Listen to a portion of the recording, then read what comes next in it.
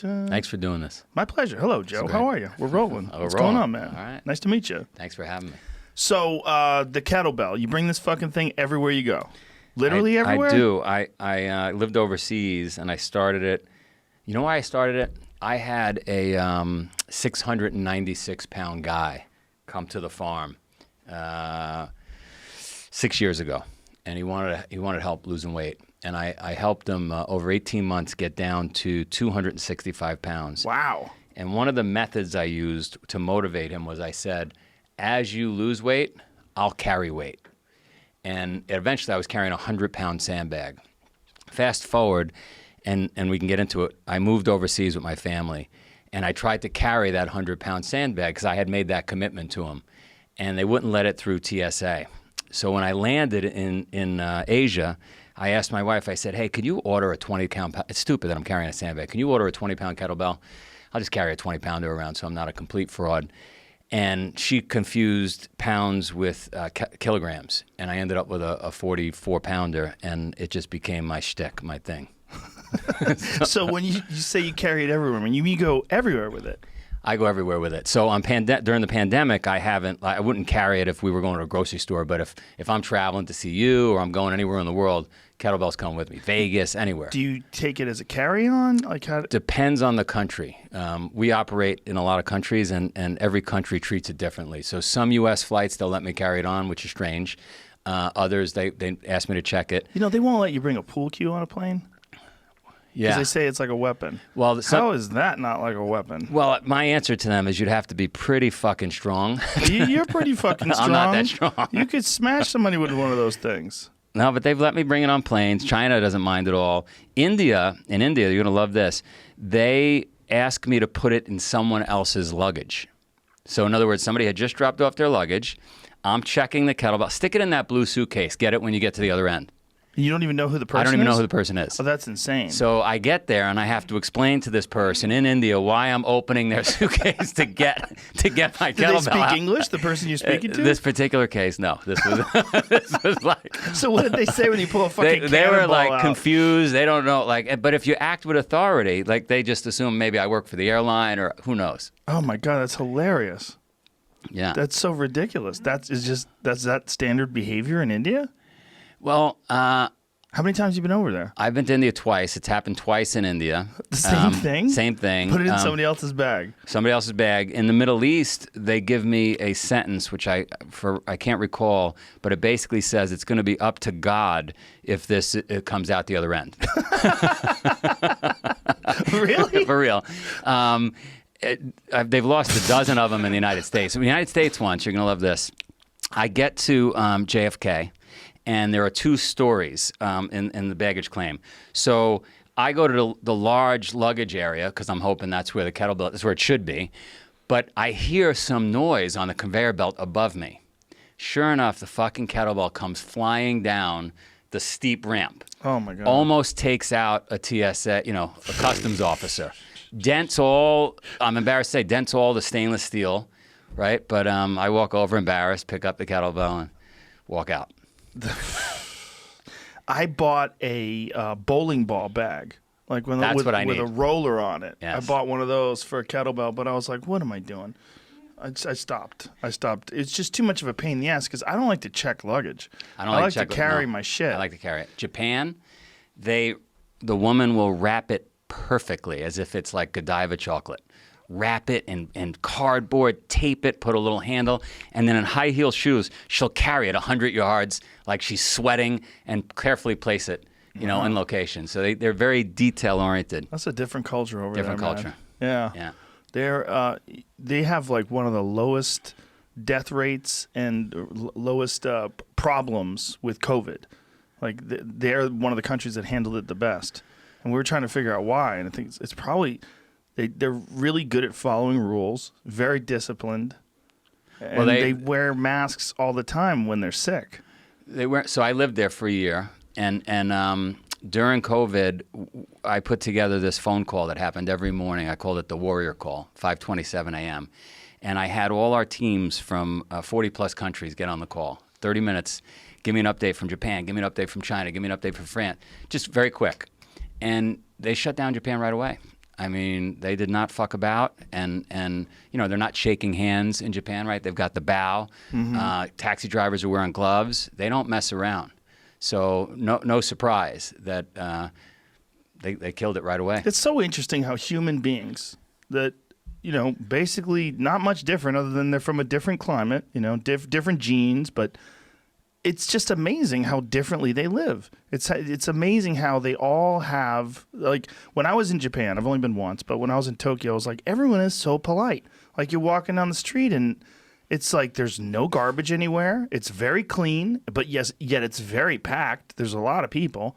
And everyone is very friendly. Like, it's like the way they handle everything. Everything is very polite, very orderly. One thing I found interesting, I couldn't go to the gym unless I went back to my hotel room and put a long sleeve shirt on. No Yeah, tattoos. they wouldn't let me out. I'm like, I'm not Yakuza. You're I'm a mafia. American. You're a mafia there. Yeah, they wouldn't let me show. You cannot have any visible at least in the gym that I was working out at. No, it's everywhere. And there's simple little things they did to affect human behavior. Like, we couldn't find garbage cans on the street like you would in New York or somewhere else. So you find yourself in a situation where you can't dispose of the garbage, right? So now you're sticking it in your pocket. So within a month, you're not creating garbage anymore because it's a pain in the ass, right? You're figuring out how to use less and get rid of less. Like, so they've changed behavior. Subways are spotless. Yeah, I didn't watch. I didn't actually get on any of the subways, but everything was spotless. It was just, it was weird. And people are thin. Yeah. Right. Fit. Yeah.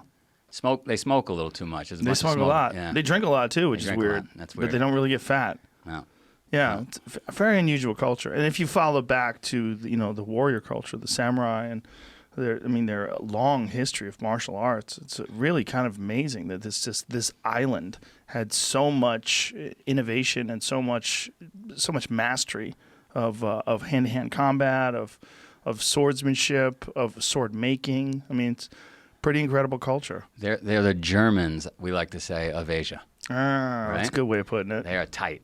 Yeah. So what were you doing over there? Why were you there for a year? So after I helped that guy lose that weight, the company. How did you do that, by the way? He lost 400 pounds? Yeah. Close to it? Close to it. So in a year? 18 months. That's amazing. It was amazing. You're not going to be. We may be at odds on this, but I went, and I'll tell you why. We went raw fruits and vegetables only, and here's a guy that was eating eight Egg McMuffins a day for breakfast and 2 2-liter Sprites. Jeez. Right? So he balloons to 696 pounds. How long did it take him to get that big? To get back to... No, as big as he was. Oh, was he always big? When he left, he said, he was crying. He said to me, this is the first time, as far as I can remember, where I fit in one airplane seat. Oh, wow. So this was over a long period of time. But we did raw fruits and vegetables, and then we started with a 10-mile hike every day. 10 miles every day? Every day, and then it went to 20. Jesus. It went to 10 in the morning, 10 at night, raw fruits and vegetables. And we got to a point where he was losing 2 to 3 pounds a day.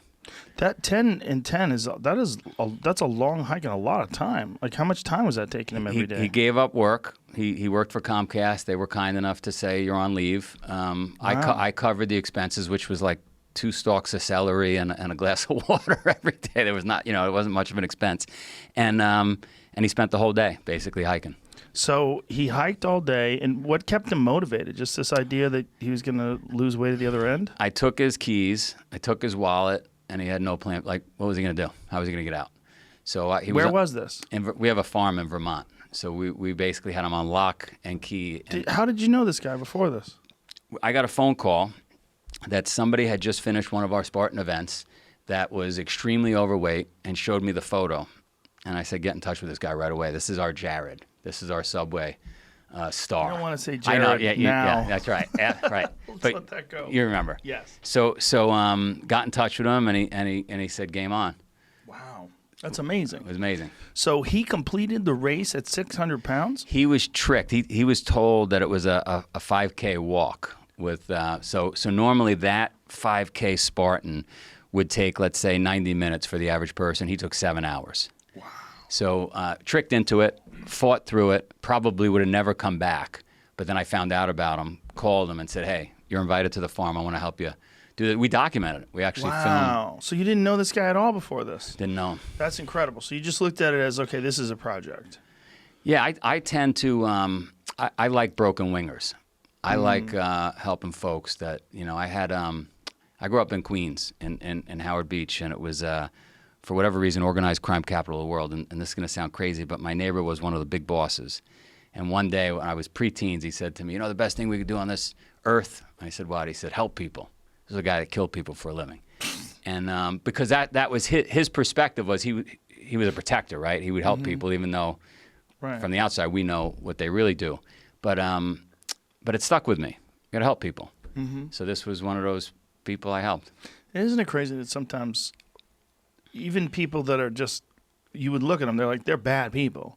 They have some good advice. Like even morons can occasionally say something you're like, huh, all right.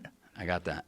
Like every now and then, like even a real fool will say something that makes a whole lot of sense. He changed my life, this guy. He said to me, my parents were going through a divorce. I'm 12 years old, and he wants to help me. So he says, come over. You're going to clean our swimming pool for us. I'm going to pay you $35 a week.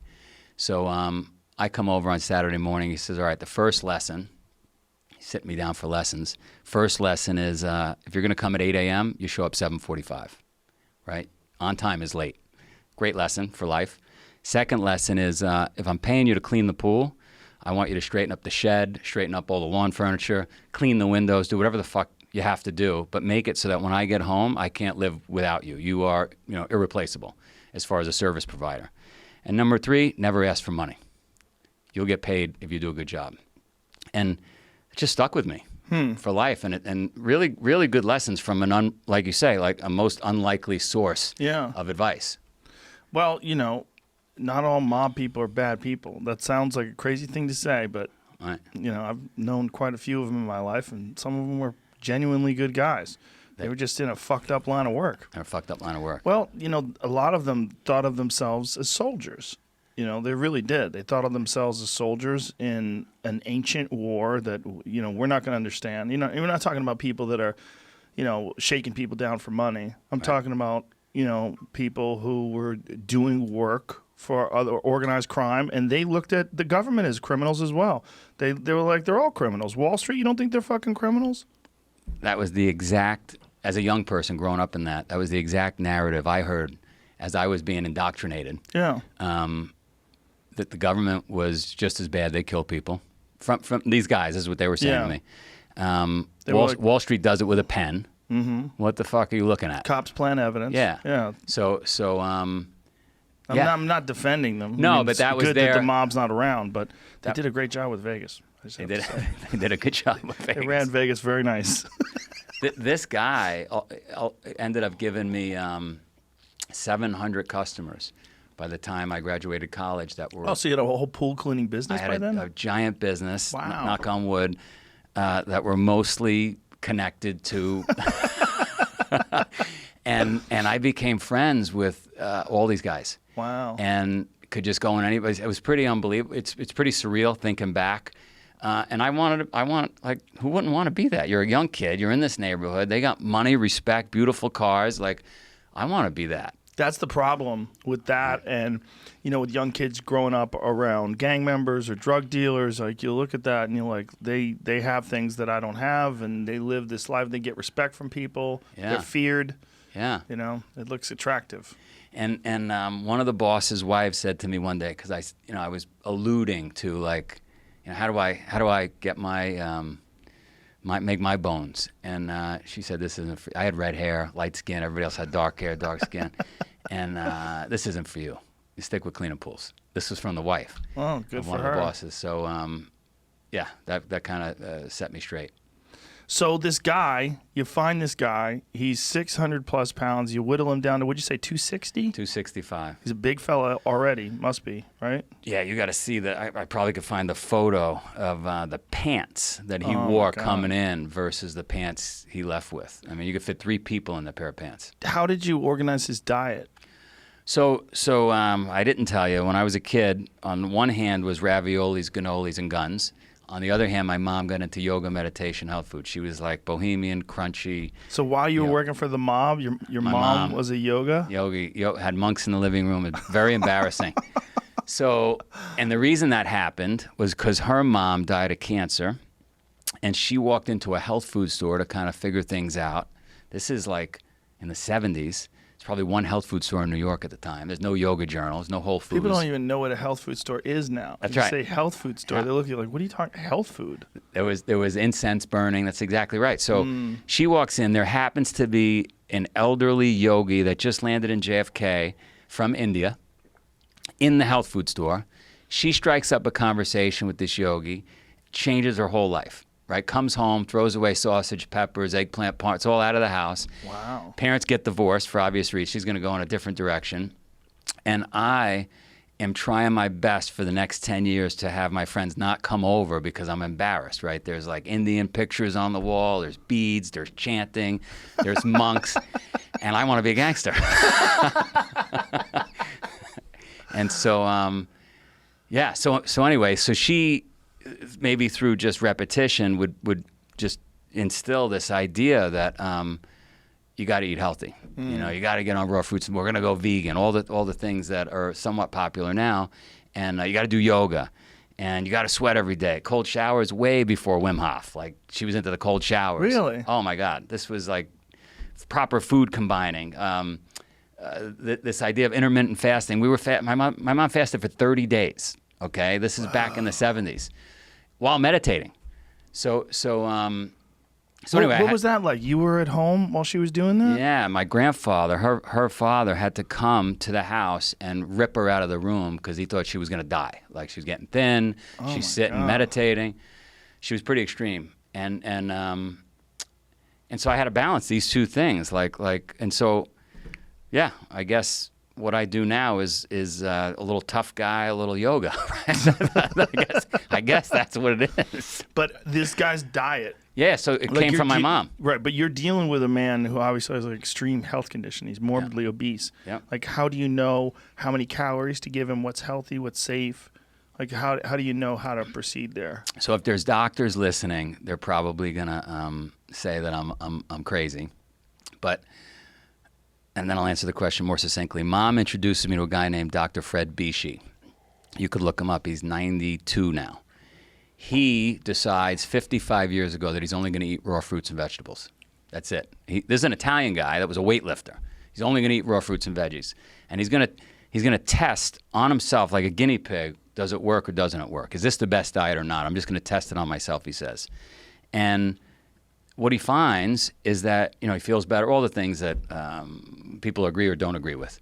So I wasn't necessarily, knowing that and meeting Dr. Bishi and seeing my mom, I wasn't necessarily into like how many calories a day. It was just like, if you eat good, healthy food, less ultra-processed food, you're not going to starve yourself. Eat what you need. You could eat 40 salads. I don't really care, was my message to the guy. But you're not going to. You get tired of salad, right? Once you're tired of salad, then you want the other thing. Then you want to go have a cookie. But if you can only eat salad, you're never going to overeat salad. So all he's eating is fruits and salads. Fruits and veggies. That's Just it. raw. Everything raw? Everything raw, not cooked. Because the theory was if you cook it, you kill it. And I don't know how many months into it we are, but he's probably down to 350 pounds, 400 pounds. And he says to me, I got to go to the doctor. And I said, what are you talking about? I got to get my liver levels checked. You're not a doctor, and I'm really worried. You got me on this ridiculous diet. And I looked at him, and I said, you stupid motherfucker. I said, you were eating 8 Egg McMuffins every day and drinking 2 2-liter Sprites. How many times did you get your liver levels checked when you were doing that? You worried about eating fruits and vegetables, that's fucking up your liver? Anyway, I talked him out of it, and he stuck it out. But we would have battles like Well, that. I'm sure he was in agony. Oh, pain. Yeah. Serious pain. I mean, losing that much body, your body's probably freaking the fuck out. Like, we can't do this. This is not sustainable. This is like this is a 720 degree turn for him from what he was. Did you ever hear about that guy? We brought it up a few times. Was it in the 60s, Jamie? The guy who he fasted for a whole year. He did just vitamin drips, and he was enormously obese. And he just did vitamin drips and fasted for a whole year. But the crazy thing about it was, he didn't get stretched out. His body absorbed the skin. I mean, maybe it's just his personal genetics. You know, like some women, they get pregnant, they have massive stretch marks. Other women, they snap right back like a rubber band. There's no rhyme or reason. It seems to be genetic. But this man who was really fat, he lost all this weight, but he lost it everywhere. Like his skin came back normal sized. He didn't have to have any of his skin removed. I would bet if it wasn't genetic and unique to him, I've done very long distance races where we had limited food, and I've read about people that have been stuck at sea, let's say, for 72 days, and their teeth get extremely white and their skin get, if they're not getting sunburned, gets beautiful. I think I'm speculating. I'm not a doctor. Your body eats any excess. Mm-hmm. So that I'm making that up. I don't know if that's. I think that right? might be it Right. because I mean, if obviously we're both morons, but Yeah. if you think about this guy's skin, that's the thing that always happened. I mean, I've had friends that lost a ton of weight, and they would have these big flaps of skin. He had it. And they wanted to get it removed. Yeah. But this guy didn't. This guy, his whole body shrunk. Was this Dom DiAgostino told us about this, or was this someone? I recall. I'm looking them up, but I'm looking for pictures to see. I heard about skin it. Stuff Yeah. I heard about it. But that was the fascinating part of the story to me. It was like, whoa, like this guy, not only did he live off of his fat and IV vitamin drips, that's what he took for a whole year. So he lived off of his fat. His body had, hundreds and hundreds of pounds of fat to lose. He lost it all, but that his skin shrank was fascinating to me. I'm like, man, if we could convince people to try that. But again, I don't know if that's the healthiest way to do it. I mean, I don't know what kind of long-term damage you're doing, if any. So I'm a believer, again, no scientific, I go back to like ancient times and I say to myself, we never had an abundance of food. You and I couldn't walk into a grocery store and have access to, if we had food, we had food. And so I would think our stomachs and our digestive system needs time. It's not used to just constantly taking food on demand. Like wake up, coffee, donut, I don't think our stomachs are made for that. So I don't know about fasting for a whole year. That's a different, right? But also, you have to get to that crazy state to be able to do that. You've already abused your body to the point where you're hundreds and hundreds of pounds overweight. I mean, that's not normal anyway. That's a tough one. That doesn't even, you want to go back to hunters and gatherers. That wasn't even possible. No, they wouldn't have been able to do that. I mean, and he was probably laying in a bed and probably not very active. Right, probably, yeah. So this guy, you just say you're just going to eat as much salad as you want and as much fruit as you want, but that's it. That's it. And just by doing that and these long walks, and how long are these walks taking? You doing 10-mile hike? Well, in the beginning, as you could imagine, those were really long hikes. Yeah. Right, and probably 2 miles an hour, so 5 hours to get that done. But as he lost weight and he got more fit, he hustled. And on our farm in Vermont, it's hilly. So I could either send them on, through the fields, which we did in the beginning, but eventually now he's climbing mountains too. Mm-hmm. And then I started adding weight. Now he's got to carry a little 10-pound sandbag and a 20-pound sandbag. So we just kept upping the ante as his body adapted to what we were doing to him, and he just kept taking off weight. Wow. Yeah. And so after 18 months, did you let him have a cake? No, did not let him have a cake. But I'll tell you what, somebody heard about what I did. And this guy shows up, number 2, we'll call him, and he's 300 pounds and he wants to get to 200. And I said, all right, head up the mountain. You're going to sleep in the cabin because I just went through all that time with the other guy. And we're going to be much more efficient here. First week, you're only eating apples. I'm going to clean out your system. I gave him a giant bushel of apples, put them on top of the mountain.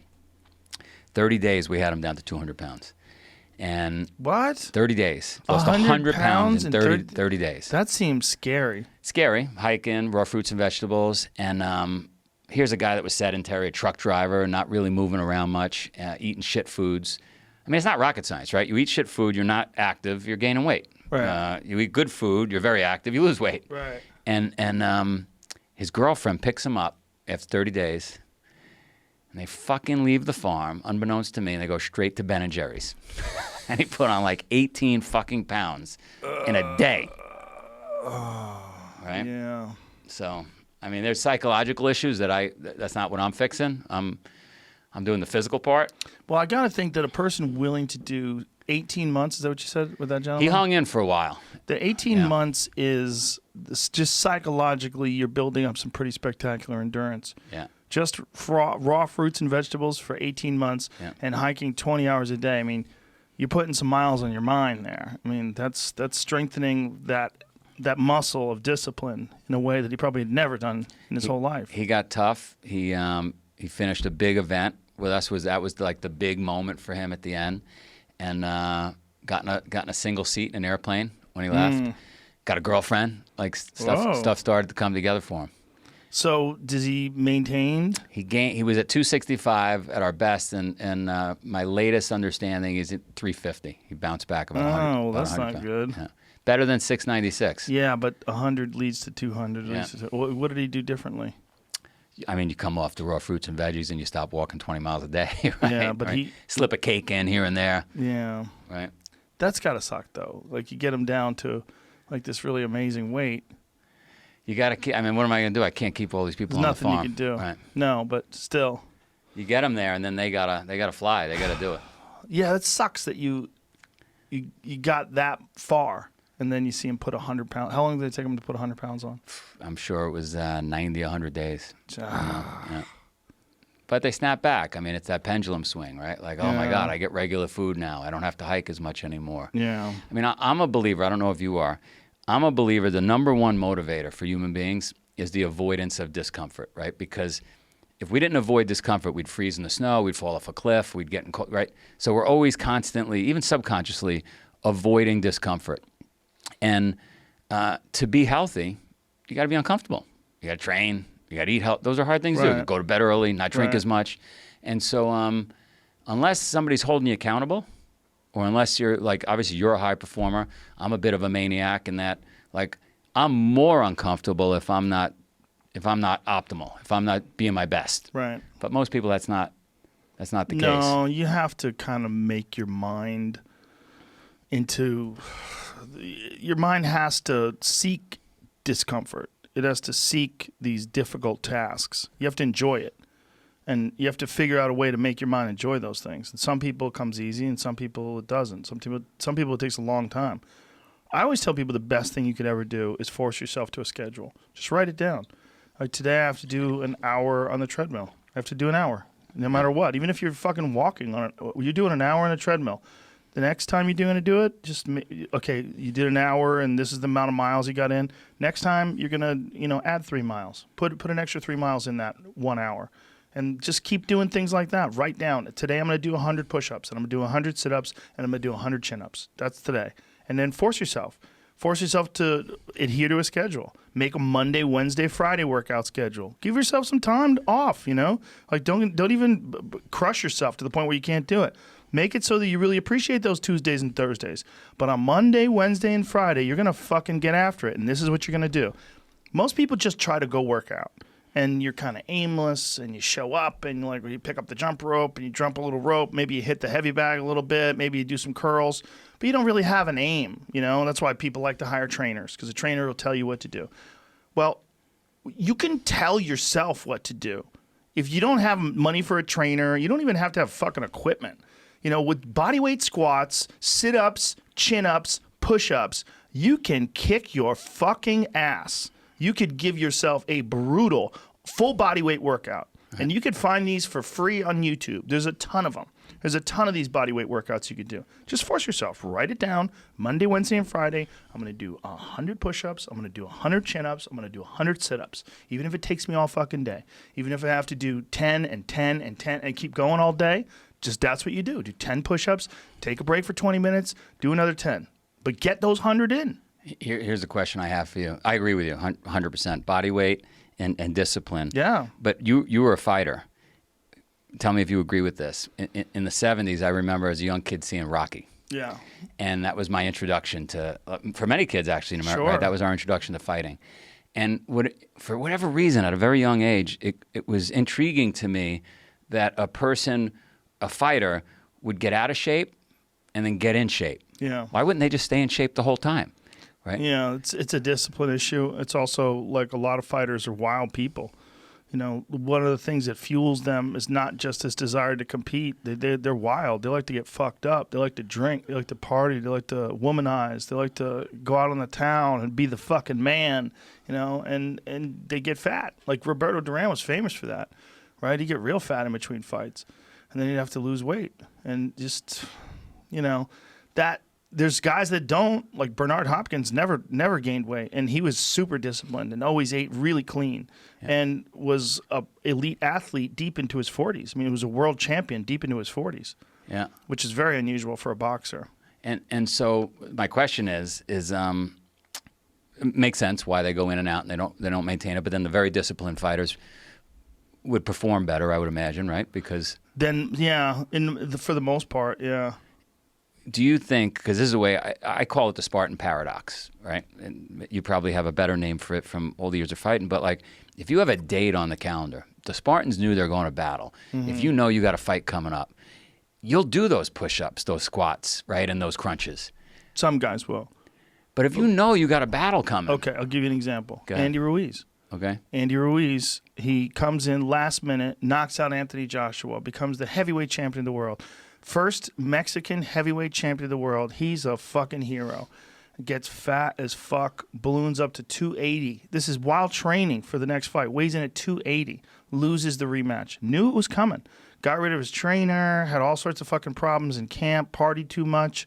Knew it was coming. Knew the date was coming. Wouldn't do the work. Wouldn't do the work. Just was living the lifestyle. Just got too wrapped up in the fact that he was the champ and too wrapped up in partying. And next thing you know, he lost the title. And now, you know, he's faced with this very difficult task of trying to get a fight for the title now because he's a dangerous fighter still.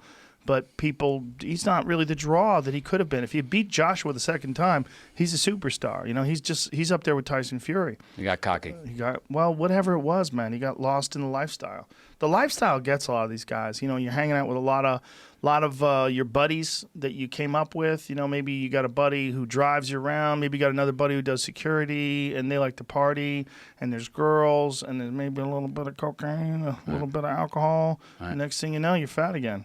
You know, and this is, it's real common. It's real common. Would you say, at least I see it in our community, is for the most part, most people, if they know they got something hard coming, they'll wake up a little earlier. It's a good motivator, but some people cram for tests, right? Some people push it up. Like if you tell someone they have a fight in 3 months, some people start drinking water right now. And they start eating healthy right now, and they write down a schedule. They start monitoring their heart rate. Maybe they get a Whoop strap and start, you know, checking what their heart rate variability is. Make sure they're recovering from their workouts correctly and do it scientifically. Other people go 3 months. All right, we're gonna party for a month, and then 2 months I'm gonna get after it, and then 2 months into it, look, I only need 6 weeks. Let's go to fucking Cancun. Let's go do this. Let's go, and then they say I'll be fine. I'll fuck this motherfucker up no matter what. And then come fight time, they know they didn't put in enough work, and they're nervous, and so they talk shit at the weigh-ins. They try to push the guy. They try to fuck with his head. You know, did you see all this insecurity come out? The psychological aspect of fighting is it's a crazy battle, and oftentimes that psychological aspect of it is either reinforced by discipline or the opposite. Like if you know you don't have any discipline, like it plays on your psyche and it fucks with you, and it really gives guys tremendous anxiety. There's a lot of very, very talented fighters that for whatever reason are just not very disciplined. It's really common. Sometimes the most physically talented guys, it came a little too easy for them. Maybe they have some unique gifts. Maybe they're very fast, or maybe they hit very hard. And those things are really kind of genetic, like especially hitting hard. Man, you could take a kid who is just starting out, and he can hit harder than a guy who has been fighting for 10 years. And it's weird. It's just the way genetic. You're built. It's just the way you're built, you know. And some guys just have it, and some guys will never have it. They could be world champions. They could be fighting 10, 15 years and then retire and never have a real one-punch knockout power. And other guys are born with it. You get a guy first day of the gym, he hits the pads, and you're like, holy shit. And other guys don't. And some of those guys with the power, sometimes they just fuck off. Sometimes they're not disciplined. Sometimes the guys who don't have the power, they work harder, and they develop a better, more well-rounded skill set to compensate for the fact they don't have that one-punch knockout power. would you say, I have an opinion, but would you say the athlete, doesn't matter if it's boxing, whatever, right, that has both, that has the genetics and that just... That's a Michael Jordan. That's a Michael Jordan. That's a Roy Right. Jones Jr. Right. You know, that's a spectacular athlete, but who's also super intelligent, disciplined. Yeah. But you need intelligence too. Like people, people look at intelligence, unfortunately, like book smart. And by book smart, I don't mean someone who's intelligent, who's uneducated, is not capable of being book smart, because most of them are. But like Mike Tyson is a great example. Like Mike Tyson is a very intelligent guy, and when you talk to him about like boxing history, and when you talk to him about like the history of philosophy, when he starts talking about great warriors and Marcus Aurelius and some of the books that he's read, like he's very intelligent. But he's intelligent figuring out how to fuck people up. Like you can't get that good at heavyweight boxing just on physical talent, which clearly he had, and just on genetics, which also clear. I mean, he was 190 pounds and he was 13. Wow. When he was 13, Teddy Atlas told me he took him to these smokers, and they wouldn't believe it. They're like, how old's that kid? He's like, he's 13. He's like, get the fuck out of here. He's like, okay, he's 16. And so he put him in there with 16-year-olds, and he would knock them out cold. Wow. Because he had He had incredible, yes, and he had focus and drive. But that perfect unicorn is a person who's obsessed, but also extremely intelligent and gifted. That's the unicorn. That's John Jones. That's Roy Jones Jr. That's Michael Jordan. That's these freaks. Yeah, you know, that when yeah. you see them, you're like Gretzky. Yes, Right. where they're everything. They have the whole thing. The whole package. They have the passion for the sport. Right. They have this insane dedication, and they also have incredible talent. Yeah. So Those are the GOATs. yeah, those are the GOATs. So I graduate high school, and I want to go back to the neighborhood. I don't want to go to college, right? Because for obvious reasons, I want to be around these guys, and I got this business that's doing great. And a friend of mine says, because my mom moved to Ithaca, New York, to get me away from the neighborhood when they got divorced. So a friend of mine in Ithaca says, why don't we go to Cornell? Cornell's in Ithaca. And I said, how the fuck would we go to Cornell? My grades suck. I'm not planning on going to college. I got this business. He said, my dad's a professor. He'll get us in. So coming from the neighborhood I came from, that made sense. We got a guy that's going to get us into college. So we both apply. We do great in the application. We do great in the interview. Neither of us get in. But now I'm interested, right? When somebody pushes back and says, no, you're not allowed to come here, now you want in. It wasn't even my intention to go to college, but now I want to go. So because they said no, right? So I say to him, and this ties to what you were just saying, I say to him, well, fuck, if we're going to do it, why don't I spend the summer going to St. John's in Queens while I'm doing my pool business and learn how to study? Because I've never studied. Mm-hmm. Buckle down, get serious, get disciplined. He says, screw that, we're going to go to Vegas. Why don't we go to Vegas, give up your business, go to Vegas, we'll party all summer, and then we'll buckle down in September when we get here. Why would we waste the summer? This is our last summer. So we diverge. And I study, and I run my business, and he goes to Vegas. And we both come back, and we reapply. We do well that semester. We're allowed to go, it's called extramural. We're allowed to take 3 classes non-matriculated in the school and then apply. We both do it, and they don't accept us. So he diverts. He goes to Vegas. He goes to UNLV. And I stay, and I say, fuck this, I'm doing it again. And I do it a second time, I do it a third time. Finally, fourth time, they accept me, and I pound my chest, and I tell people this story, right? Look how great I am. I was disciplined, unlike him, he became a giant medical marijuana guy out of Vegas, and I'm fucking laying barbed wire for a living. So maybe discipline in that guy, I don't know. But well, you know, sometimes people find a path Right. that suits their personality. Like oftentimes people confuse discipline with focus, and this is why that's important. There are things that some people can excel at because they're focused on them and because they're drawn to it and they have an incredible passion for it. Versus, like, you tell a guy, like, hey, you know, you're going to study to be an electrical engineer. And it's like, I don't want to be a fucking electrical engineer. Well, you got to have discipline. And so they don't have the drive, and they don't get excited about it, and they don't do. But if you tell that guy, whatever, you're going to be a golfer, and he fucking loves golf, and he's practicing every day, and he becomes a professional golfer. And you say, well, I thought that guy didn't have any discipline. Well, it's not that he didn't have any discipline. He's just not interested in that other thing. I was never a disciplined kid, but I would find things that I loved, and I was obsessed. And I always felt embarrassed by it because people would say, oh, your son, like to my mom, your son is so disciplined. And she'd be like, my son's fucking crazy. Like, he's not disciplined. He finds these things, and that's all he does all day long. Right. Like, it's not really discipline because he doesn't clean his room. Right. He's fucking lazy. There's all sorts of shit he's supposed to do. I never did my homework. There's all the. But if I had a thing that I was into, I was obsessed. You were crazy about it. But it would bother me that I didn't really have discipline. Like, if I had jobs that I had to do, I didn't do a good job at them, like construction jobs that I had.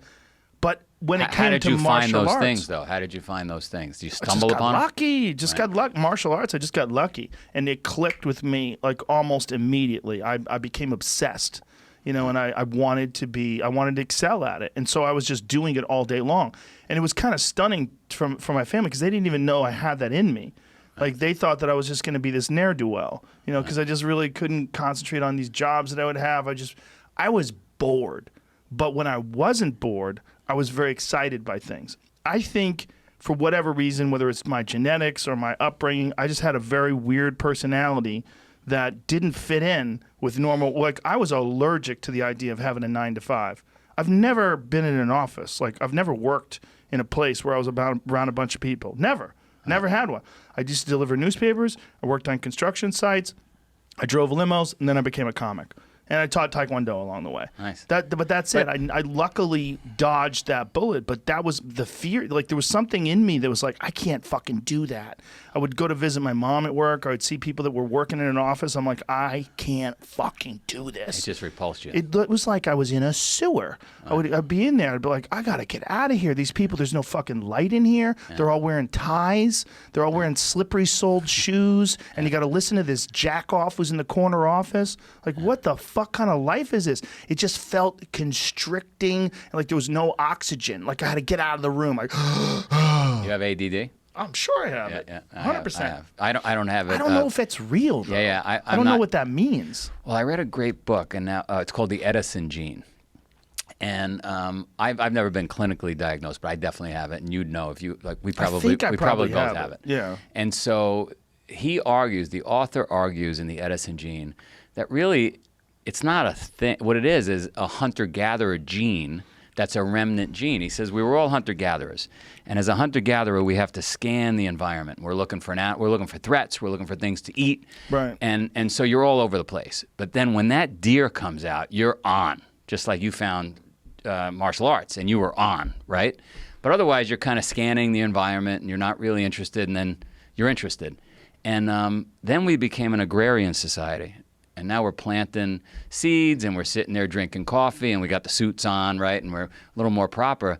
But some people still have that hunter-gatherer gene. And you're like, I don't want to fucking sit around and wait for shit to grow. I want to make shit happen. I want to go after stuff. So that's his argument, and I suspect that's what you're talking about. Well, see, here's where I diverge there, because I think gathering and farming and stuff is kind of exciting. Like growing things and watching food come out of the ground and processing that food, or harvesting that food and then eating it. Like eating a salad that you grew yourself. There's something very rewarding.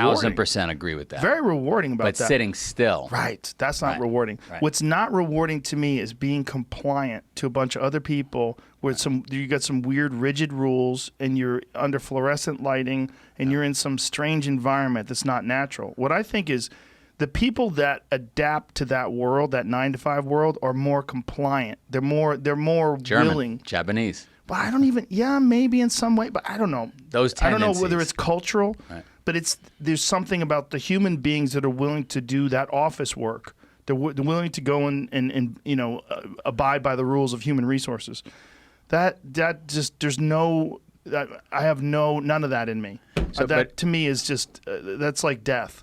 Here's the question, though. People that are listening to this, I don't know if you agree with this, there were a ton of kids along the way growing up as I was building my business that would say, oh, I'm not into this. I'm not into that. Kind of like you described yourself. Yeah. And they don't do anything because they're looking for that thing. And I would argue, do something. Do fucking something until you find that thing. Yeah, I've never been that kid though. I've always been into things. I was into art, or I was into something. I always found things that I was interested in. Just none of them seemed like they were normal things that other people wanted to do for a living, like the path, like a career path. But I think that there's a lot of people that don't have any. There's no one. They're not modeling their life after someone that they see that they admire. Someone that's successful, someone that is doing something that they enjoy and love. Sometimes kids have to see that. Right. And if their parents are living a bullshit life and their neighbors are living a bullshit life and most of their family lives a bullshit life, they just fucking lay around, you know? Yep. And then they seek refuge in drugs or video games or something that stimulates them. And video games are a real problem. They're a real problem. You know why? Because they're fucking fun. Addictive. And you don't, yeah, well, I have a real problem with them. And you do them, and they're real exciting, but you don't get anywhere. Right. It's like you could do like martial arts, right? You could learn jujitsu. You get obsessed by jujitsu, and then 3 years later, you're like an elite jujitsu athlete. You're entering in competitions. You're a purple belt. You're moving up. Yeah, you're doing well. Right. You're thinking like, I might be able to open my own school one day. You got confidence. Yeah, if I have 100 students and those 100 students are paying me X amount of dollars per month, I can make a living. Holy shit, I can have this would be amazing. And then you see your jujitsu school, and your jujitsu instructor has all these students and drives a Mercedes, and he's got a nice family, and like, that's the future. This way you're doing something exciting and fun, and you don't. Or you could just be playing fucking video games. 3 years later, you could be that same kid just playing video games, waiting for the next whatever the fuck game is, next Xbox game to come out, and you're gonna waste your time. You have children. I have children, and it's a big battle in the house. Yes. And my kids, I don't know if you're going through this, but my kids are now saying, well, Dad, this guy made all this money with this video game. That's real too. That's real too now. So like, that's 1 in a billion, kid. Like, I don't know if it's 1 in a billion, but, look, I heard the same argument about comedy. My own parents were like, do you know how few people make it as a comedian? I was like, okay, does anybody make it? Somebody makes it, right? They figure out how to do it. They make a living. I'm going to do that. Yeah. Just stop. Look, I know what I'm doing. I was real lucky that my parents were not around very much, so I didn't get much advice. So I figured it out myself. So there was no one telling me I couldn't do it. Got it. So green fields. I was like, I'm gonna find my way through this. And since no one's telling me it's impossible, no one's telling me I can't. Occasionally, I would hear someone say, "What are the odds?" I'm like, listen to this fucking loser. That's my thought. Was always like, that guy's a loser. Like, if you think like that, you're a loser. But there are kids that make a lot of fucking money playing video games. But the thing is, like, you have to be adaptable. You have to be able to play multiple video games, because the one video game that you get really good at, what are the odds that's going to be around 5 years from now? Right. Like, what's the big one now? Like Fortnite? Do they make money off of that? Yeah. Yeah. And then there's Call of Duty. They make money off that. What's the big money? StarCraft used to be the big one, right? That, League of Legends, Counter-Strike. Counter-Strike it's still the Half-Life mod? Yeah, variations of it have come out, but it's still basically the same exact game. They don't make money off Quake, though, right? Not really. Nah, really. No. One or two guys do, I think. Yeah, see, it's you got to pick the right game. You could be obsessed with the wrong game. What are you going to do? You're going to spend 5-10 hours a day in that house? You have to. Right. You would have to. I'd vomit if my. Let's go down this road. Can I read you? Sure. A text. You're gonna die with this one, okay? About a month ago, I said, listen, school's out, all the kids are playing video games. I'm gonna hold a camp on the farm, kind of like what I did with the guy that was heavy. I'm gonna invite friends and family's kids, because nobody's gonna send me kids that don't know me. It's gonna be a fucking badass camp, 14 days of hell, no video games, no phones, and we are just gonna crush these kids and turn them into little soldiers. So I get. How old are these kids you're talking about? I had my 7-year-old daughter all the way up to an 18-year-old. So I have 4 children. So 7 to 18. Most of them 11 and 13. Now, is this their idea or their parents' idea? So I get the idea, and I reach out to a bunch of friends and family, and I said, I want to hold this camp, call it from the end of June through mid-July. Who's in? Who wants to send me their kids? And you're gonna keep the kids there, and I'm gonna keep the kids on the farm. I'm gonna feed them. It's on me, but I'm going to turn them into, it'll be fun. I'm embellishing a little bit when I use some of these words like fun. And I'm really what I want to do is turn them into warriors and get them off the friggin' phones. And selfishly, for me, I want my kids to be like, it's hard for me to do this to my kids alone, but if there's another 16 kids around, 18 kids around, everybody gets sucked up in the vortex. Right. Right? So anyway, first day, unbeknownst to me, we left their phones in their rooms. And unbeknownst to me, every night when they got done with their work, they would then get on the phones. Of course they would. I just wasn't thinking about it. And start texting the parents. Get me the fuck out of here. This guy's fucking nuts, right? But I don't know that's happening. My wife's not there. I got our 4 children. I got 18 other kids. And the texts that are going back to the parents those first 3 days, I'm going to read you one. Okay. But they're going nonstop. And they eventually get to my wife. She then immediately races to Vermont. Like, what are you doing? This is not even your business. Why are you doing this? People are going to hate us. What if we can't do this? So I'm fighting with her. I'm fighting with the kids' parents because now I'm 5 days in and I'm saying, listen, our 4 kids are going to finish. The Sena kids are going to finish this. Well, what is it? You set up a schedule? So this guy, I got an Olympic wrestler living with us, a guy named Andy Rovat, who just happens to live with us, which is a story. I've got a mountain warfare school veteran who's there in Vermont, and I've got this woman we call the Seed Huntress. So she's more like my mom, bohemian, this and that. And those 3 people are going to provide expertise along with my insanity of, all right, we're going up and down the mountain, we're carrying rocks, we're going in ice cold water, and we're going to run it like buds. Basically, the kids, the girls and the boys, right? So at the end of it, I get texts from the parents that say, do you know, let me send you some of the texts I was receiving while you were there, Joe. So this is the parent. How's it going? To his 15-year-old son. Kid responds, awful. Parent says, Joe said you're doing great. Kid says, this might be the worst experience of my entire life. It's literally like we're in the military. Parent's not taking the bait. Parent says, there's got to be something good about it. Kid says, literally nothing. Parent says, is it harder than a 7-minute Peloton ride? Because he just won't take the fucking bait, right? Kid says, Dad, you try carrying 35-pound rocks up and down the mountain all day. Dad says, come on, no funny stories? Kid says, when they get mad at us, they stick us in a freezing cold river until somebody cries. No, and the counselors are terrible. Dad says, what else did you do today? Kid says, that sounds like a dad who knows his son needs this. Yeah, and this is the right kind of dad. I didn't have experience ever before dealing with parents that wouldn't let their kids struggle a little bit, right? And so I happened to have a dad. This dad didn't come after me. The other parents were all coming after me like, oh, we don't want psychological damage. You should release the kids. Your wife's got to come there and stop this. Dad, I spent 45 minutes keeping my legs off the ground 6 inches today. Dad says, it'll be great for your 6-pack.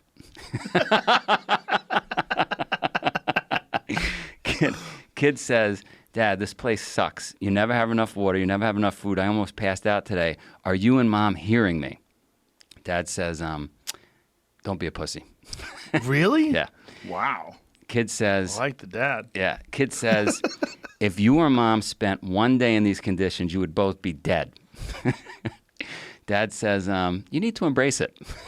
Oh, boy. Hang on, I'm going to read you the Maybe the dad should have said, fuck you, I'll do it with you. Well, it gets better because at the end I did have I had the parents come. Dad finally says, do you want us to call Joe? We'll call Joe. He'll lighten up on you. Kid says, you clearly never met this guy. He is a psychopath, okay?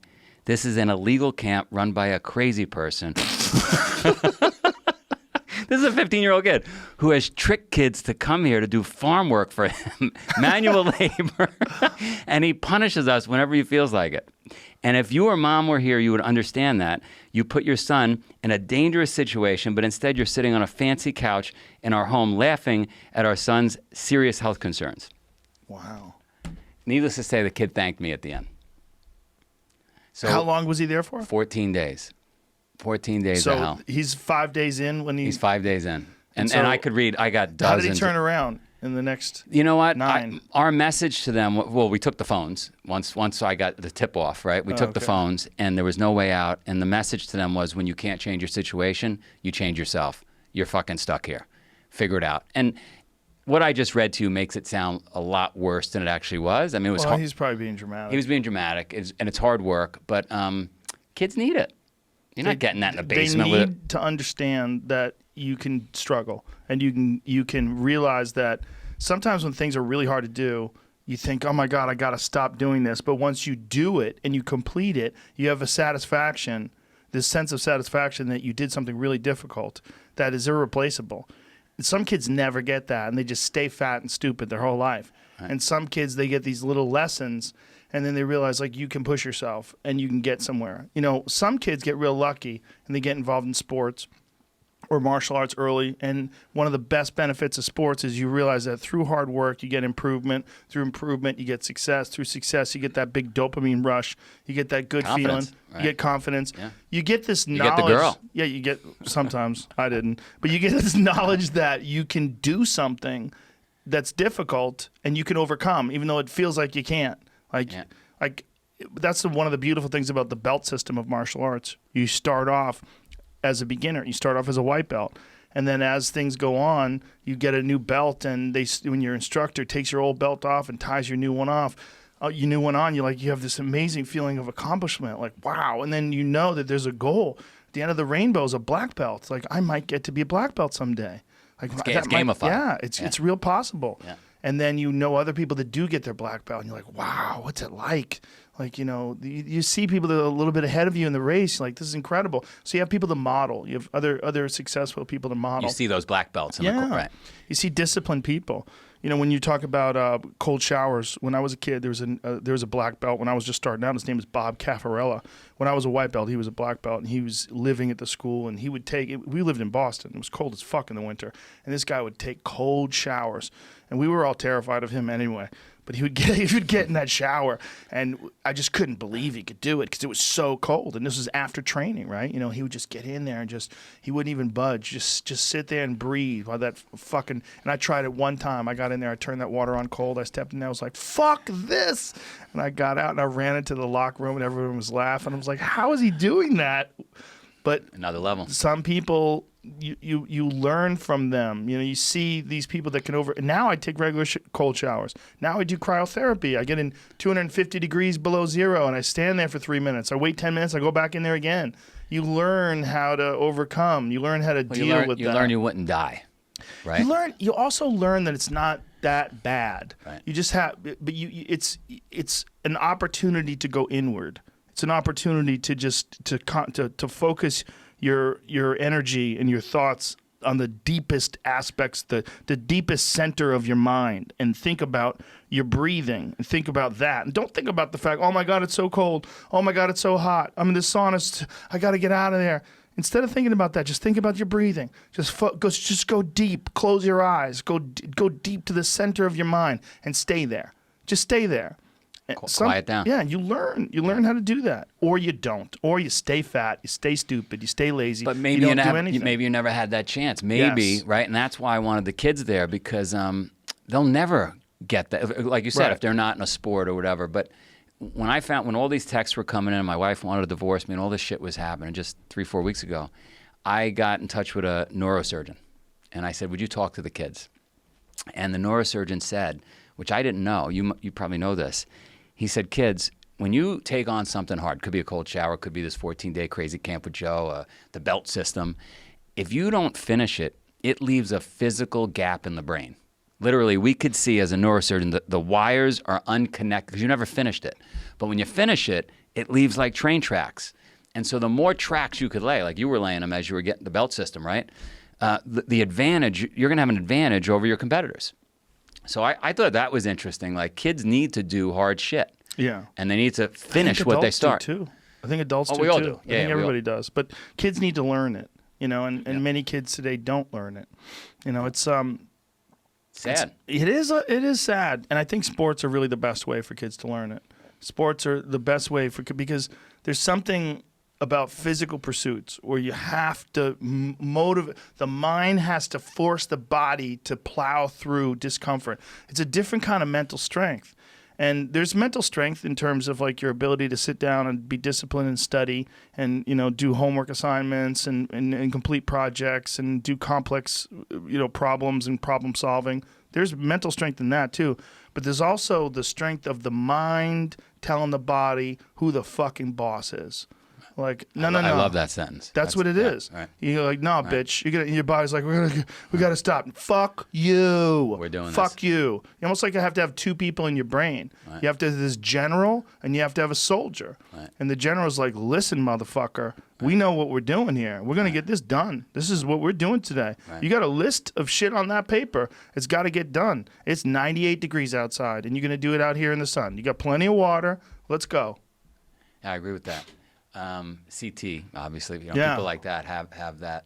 Well, he's the one, we should tell everybody, he's the one who brought us together, C.T. Fletcher. He's a good man. He also broke your kettlebell. He also broke my kettlebell today. He threw your kettlebell and you had to get it welded today. Literally, I show up at his place this morning to get some advice. I'm going to be talking to Joe Rogan. You've met him. Can you give me some advice? He grabs the kettlebell, throws it like a tennis ball. Like, it's pretty hard to throw this thing like a fucking tennis ball. He's a tank. Breaks it. Thank God there's a welding shop, because you had said to me in a text, hey, make sure you bring the kettlebell. So I'm like, I'm going to show up with a broken fucking kettlebell. Well, it would be a funny story if you showed up with a broken one, but it's cool that you got it welded. No, but he's a general and a soldier. Even he's an animal. Well, CT's one of the most inspirational people online and one of the most inspirational people I've ever met. And if you watch any of his videos, he's just he's a special person. And really, you want to talk about a guy who's gone through a journey after open heart surgery and having his heart replaced. Now he has a new person's heart. I still think he doesn't know whose heart it is, right? He said he thought it was an Asian elderly woman. Yeah, he told me elderly woman I got from him. Which is crazy. It's crazy, knowing the size of his biceps. And the workout he puts me this morning, he says, we're going to do this, what the hell did he call it? Random selection. Get on the tricep push down, which I don't do. I do bodyweight stuff. And I'm just going to decide, Joe, every 10 reps, what weight I'm changing it to. And he just kept changing. We get to 100 reps. My triceps are on fire. He said, just so you know, when I was training to be world champion, I would start with 300 reps as a warm-up. So he's just an animal. Yeah, his arms are ridiculous. Still to this day, he thinks he's lost muscle size. I'm like, how do you know? Like, how fucking big your arms are. He's a big boy. He's enormous. Yeah. And when he was younger, he was really enormous. But he had a terrible diet, unfortunately, and Burger King or McDonald's and the fries. A lot of shakes, fries and shakes, and just a lot of sugar and nonsense and bullshit. And when he was powerlifting, when he was enormous, he was just eating whatever the fuck you felt like eating. Getting after it. You're a hunter. Yeah. So I got a hunting story. Okay. So I'm not a farm boy at all, but I meet my wife, like I said, 2000. We buy the farm in Vermont. Why did you decide to buy a farm in Vermont? Where were you living at the time? So we'll go back. So I built the swimming pool business, turned into a little bit of a construction company, somehow fight my way, graduate college, and meet a guy at Cornell who says, what are you doing when you graduate? I said, I'm going back to the neighborhood. And he says, well, you're a fucking idiot. He goes, you got to go to Wall Street. I don't know anything about Wall Street. I remember the 87 crash. I figured people don't make money there anymore. He says, it's just like the neighborhood, only they do it with a pen instead of a gun. You got to go to Wall Street. So he pushes me there, and I land on Wall Street. I get a job. I eventually build a business. I had a nice run. But just like you, I didn't want to be at a desk. I didn't like it. I didn't feel good. I started to gain weight. The folks around me, we were making a lot of money, but folks had psychological problems I couldn't fix. Like, I can't believe John next to me got $50,000 more, bonus than I did. We're making more money than we deserve. Are you fucking crazy? Like, are you kidding me? Right? Like, they had problems I couldn't fix. So I was dying to get out of there. I had a picture of a red barn on my desk. I just wanted to go to a farm. I don't know why. I just wanted to leave. Sold the business, found a farm in Vermont, covered bridge, idyllic, the whole thing, and meet my wife, and we buy this farm. And got a tractor. How long you been doing this? So 2000, so 20 years ago, bought the farm, and then... and you just decide Vermont? On what? Vermont's gorgeous. I was on I didn't know anything. I knew Queens. My wife, the girl I met, was from Boston. I didn't really, if you're in Queens, you know Connecticut. I didn't really know Vermont. I'd skied in Vermont. You probably skied in Vermont. And I never have. You never No, have? I did some gigs up there though. Okay. When I was doing stand up, but it's beautiful. It's cold as fuck. It's in cold the as winter. fuck. And we had gone on a date, my wife and I, to a friend in Idaho. We went out to Idaho for like a snowshoeing thing. And on the way back, I saw this real estate magazine in the plane, and it had homes and ranches in Jackson Hole, which you got to be pretty wealthy to buy anything in 20 million, 25, crazy numbers. There was one ad in that magazine that said farmhouse in Vermont, covered bridge, mountain, horses, 420 grand. I was like, wow, I got to go to Vermont. She's in Boston. I'm in New York. It's a lot cheaper than fucking Jackson Hole. So No one's up there too. no one's up there. So we bought the place, and we settled in, sold the business in New York, and started making kids. I bought some Scottish Highlander cows and started to learn. So those are those weird hairy cows. The big hairy cows, the big horns, epic looking. Why'd you get those? They're beautiful. They're just Just gorgeous. for that reason? Yeah, no reason. There's like woolly Just want to mammoths. have cool looking cows. Yeah, like everybody's got a regular cow. Let's get these cows. How did you get those? I just Just talked to a order 'em? guy to another guy, and he sent okay. 5 fucking Scottish Highlanders. Then we had goats and chickens, and trying to figure it all out. One day the chickens came. The chickens come in a post office. Mm-hmm. They deliver them, and so I used to have chickens. what do you do with them, right? I got 155 chickens. You got 150 chickens. So I had all these little chicks. That's a lot of eggs. It's a lot of bro. eggs. So Did you get roosters too? I got roosters. Oh, I didn't know what the fuck I was doing, right? I can just order more animals. I Right. don't know, right? But we're a farm. You're supposed to have animals. So anyway, I'm doing all this work to the farm. I'm fixing up the old structures and stuff, and I need somebody to do excavation because the winter's coming, and we're gonna flood the basement if I don't change the elevation of land a little bit, get the water to run away when it snows. But I can't find anybody to do excavation because they're telling me it's hunting season. And I don't hunt. I don't know anything about hunting. And I said, somebody's got to want a fucking job. In Queens, you get somebody's looking for work. Right. Got to find somebody. So a guy says to me, look, I'll rent you a excavator, a machine, and I think I got a guy that'll not go hunting, and he'll run the machine. One guy. One guy. So I said, all right, send them to me. So I rent the machine. Fuck, I can't remember his name, but I'll remember his name. But anyway, he's operating the machine. It's a true story. This story's gonna be fucking crazy. This is a Quentin Tarantino movie. So the carpentry work on all the things I'm fixing up are done by some Slovakians that a guy sent me. I've got 4 Slovakians doing carpentry work in the background. I've now got Jeff is his name. I got this guy Jeff that's running the excavator. My wife just gave birth to our first child on the farm. And we're like 3 weeks in with our first new baby. My mother-in-law is coming over to watch the baby, and my wife and I are going to go to dinner for the first time in a while. We're going to be able to get out of the house. Slovakians doing carpentry, Jeff doing excavation, mom's going to watch the baby, we're going to dinner. Pull up in front of the house, 5 p.m., I'm going to grab my wife. Jeff, the excavator, runs out to the front of the house, sees me sweating profusely. I said, what's up? He said, motherfucker, he's pacing back and forth. He says, you didn't let me go hunting. He goes, I've hunted my whole life. Okay, get out with it. Wait, what? I got to get my wife. I'm going to dinner. He said, I couldn't help myself. I was operating the machine in the backyard, and a deer ran by. I fucking jumped off the machine. I tackled it and killed it with a handsaw. What? Okay, so again, How did he tackle it? I'm just telling you what he told me. What? So what's the problem? I'm saying, like, assuming the story is true, why are you sweating? I didn't tell you. I'm on probation. Hunting season ended yesterday. If somebody sees the deer's not tagged, I don't know what any of this means. I'm going to get arrested. I'm going to bury the deer in the backyard. I said, dude. I said, Killed a deer with a handsaw. With a handsaw. Like, what? So later on, the story from the local said if that happened, the deer was probably wounded because it was just and hunting season just ended. It was probably moving slow. If he did that. But you're going to love the story. It gets more interesting. I'm going to bury it in the backyard. Don't bury the fucking deer. I got to take my wife to dinner. Put it in the bucket of the backhoe, right? Lift it up off the ground. I'll call a neighbor. I'm sure nobody caught a deer That's to show you how much I know about, right? Caught a deer, right? People say that all the time. Right? Nobody caught a deer. They'll want one. I'll just give it away. Wife gets in the car. I'm driving to dinner, and I call Dave Fisher. I'm remembering the name, my neighbor. And I said, hey, Dave, I got a deer in the bucket of my backhoe. I'm not going to get into how it got there. Yeah, I'll get it. I said, well, it's a pretty warm night. Should you get it now? No, I'll get it in the morning. Perfect. Problem solved. Go to dinner with my wife, come back, go to bed, wake up in the morning, no deer in the backhoe. Everything's great. I go to the general store. There's only one general store in our town. It's the only place to eat.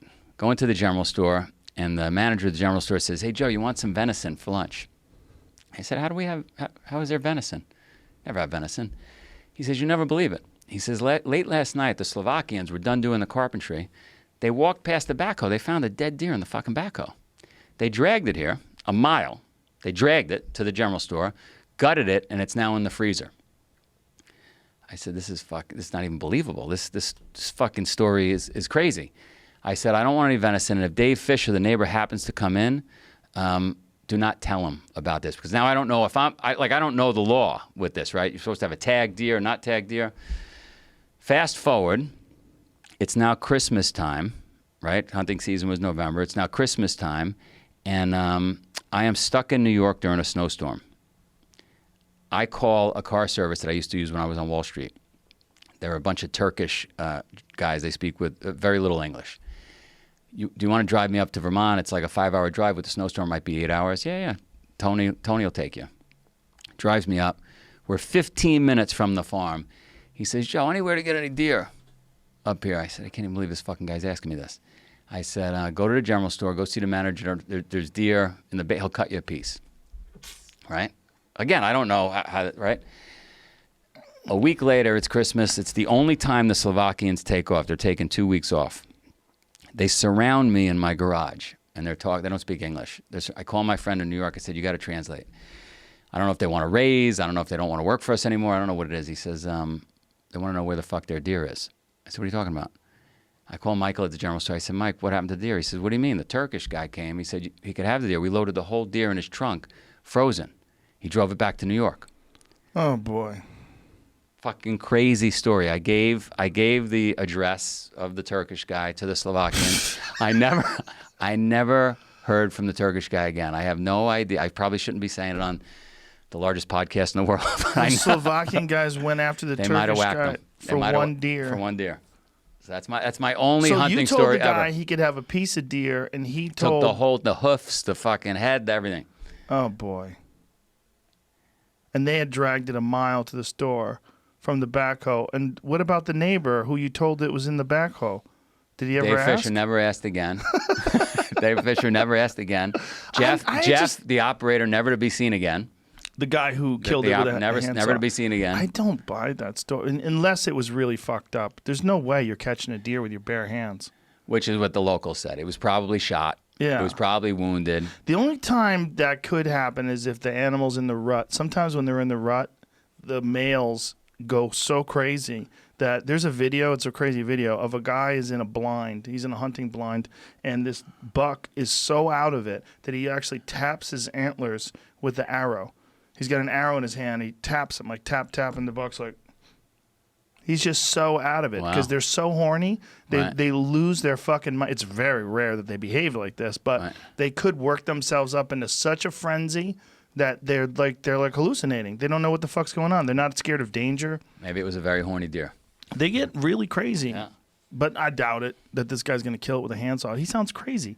But the whole thing was crazy. The whole thing doesn't make any sense. Like, a hunter wouldn't... You're not bloodthirsty like you're going to jump on a deer with a saw. You use a goddamn rifle. And the fact that this guy waited till the day after hunting season was over and knew it and still killed it with a saw, that doesn't make any sense. None of it makes any sense. Yeah, that's why it would be a good movie. It would be a good Coen Brothers movie. It would be a good Coen Brothers movie. Yeah. Like that would be a good movie. Well, I bet a place like Vermont, you get a lot of those sort of Coen Brothers movies. It's very plots. Funny Farm. Remember Funny Farm? No. There was a movie with Chevy Chase where he lived in Vermont. Oh, that was Vermont too? Cue the Deer. Remember that? How do people feel about Bernie Sanders up there? I mean, it's very divided. There's the third generation Vermonter, hardworking farmer, and then there's all the New York, New Jersey, Boston transplants, very hippie, crunchy. And those are the ones like Bernie Sanders. They love Bernie, and I gotta be careful what I say, but I would say this. I don't know what your feeling is on this, but I would say it's much better when people work for a living. Yeah, I think it is too. Yeah. No, I definitely think it's much better when people work for a living. I think what Bernie wants is people to earn a living wage for their work. You know, I think there's a lot of misconceptions about what he wants. No, I don't think he wants to give people free money. I think he wants people to be able to earn a living, and he thinks that there's a lot of greedy Wall Street people that are essentially stealing money. We were definitely overpaid for our job, no doubt about it. I mean, the whole place is crazy. So I agree with that, but the other side of it, I think there's always the pendulum swings too far. The other side of it is in Vermont, and again, I'm going to piss a ton of people off here. There's a lot of free stuff, free cheese, free phones, free this. I've had a lot of stories where people say to me, I haven't had this experience myself, where there's negative selection, where folks will come to Vermont because of all those free things. And What do you mean by free? Like, why are these things? There's support. It's basically if you're below a certain income. level of income, you get all the support. And I'm not against supporting people. I mean, look, I opened my farm up to the whole world, to kids, to people that are having trouble with weight, but I think you feel better when you earn it. Kind of like you said with the belt system. Like if you just walked into a jiu and they just gave you a belt, you wouldn't. That's certainly true. Right? You certainly feel better when you earn things. Yeah. So that's my only issue. So how did you get started? How did you start the whole Spartan race thing? So I'm on the farm. I got one leg still in Wall Street, one leg on the farm. I'm selling the business. I'm feeling overweight and out of shape. Let's go way back. Mom introduces me to a 3,100-mile run in Queens, New York that still exists today. 3,100 miles around a 1-mile loop. Oh, my God. Yeah, it's called the Transcendence Run. Even before that, it had a different name, but because she met the yogi, and the yogi believed that human beings could do things much greater than they think they can. They're only held back by the limit of their mind. And we're going to set up this running race, 1-mile loop, 50 to 60 days, and you're just going to transcend the possible. You're just going to go around and around and around.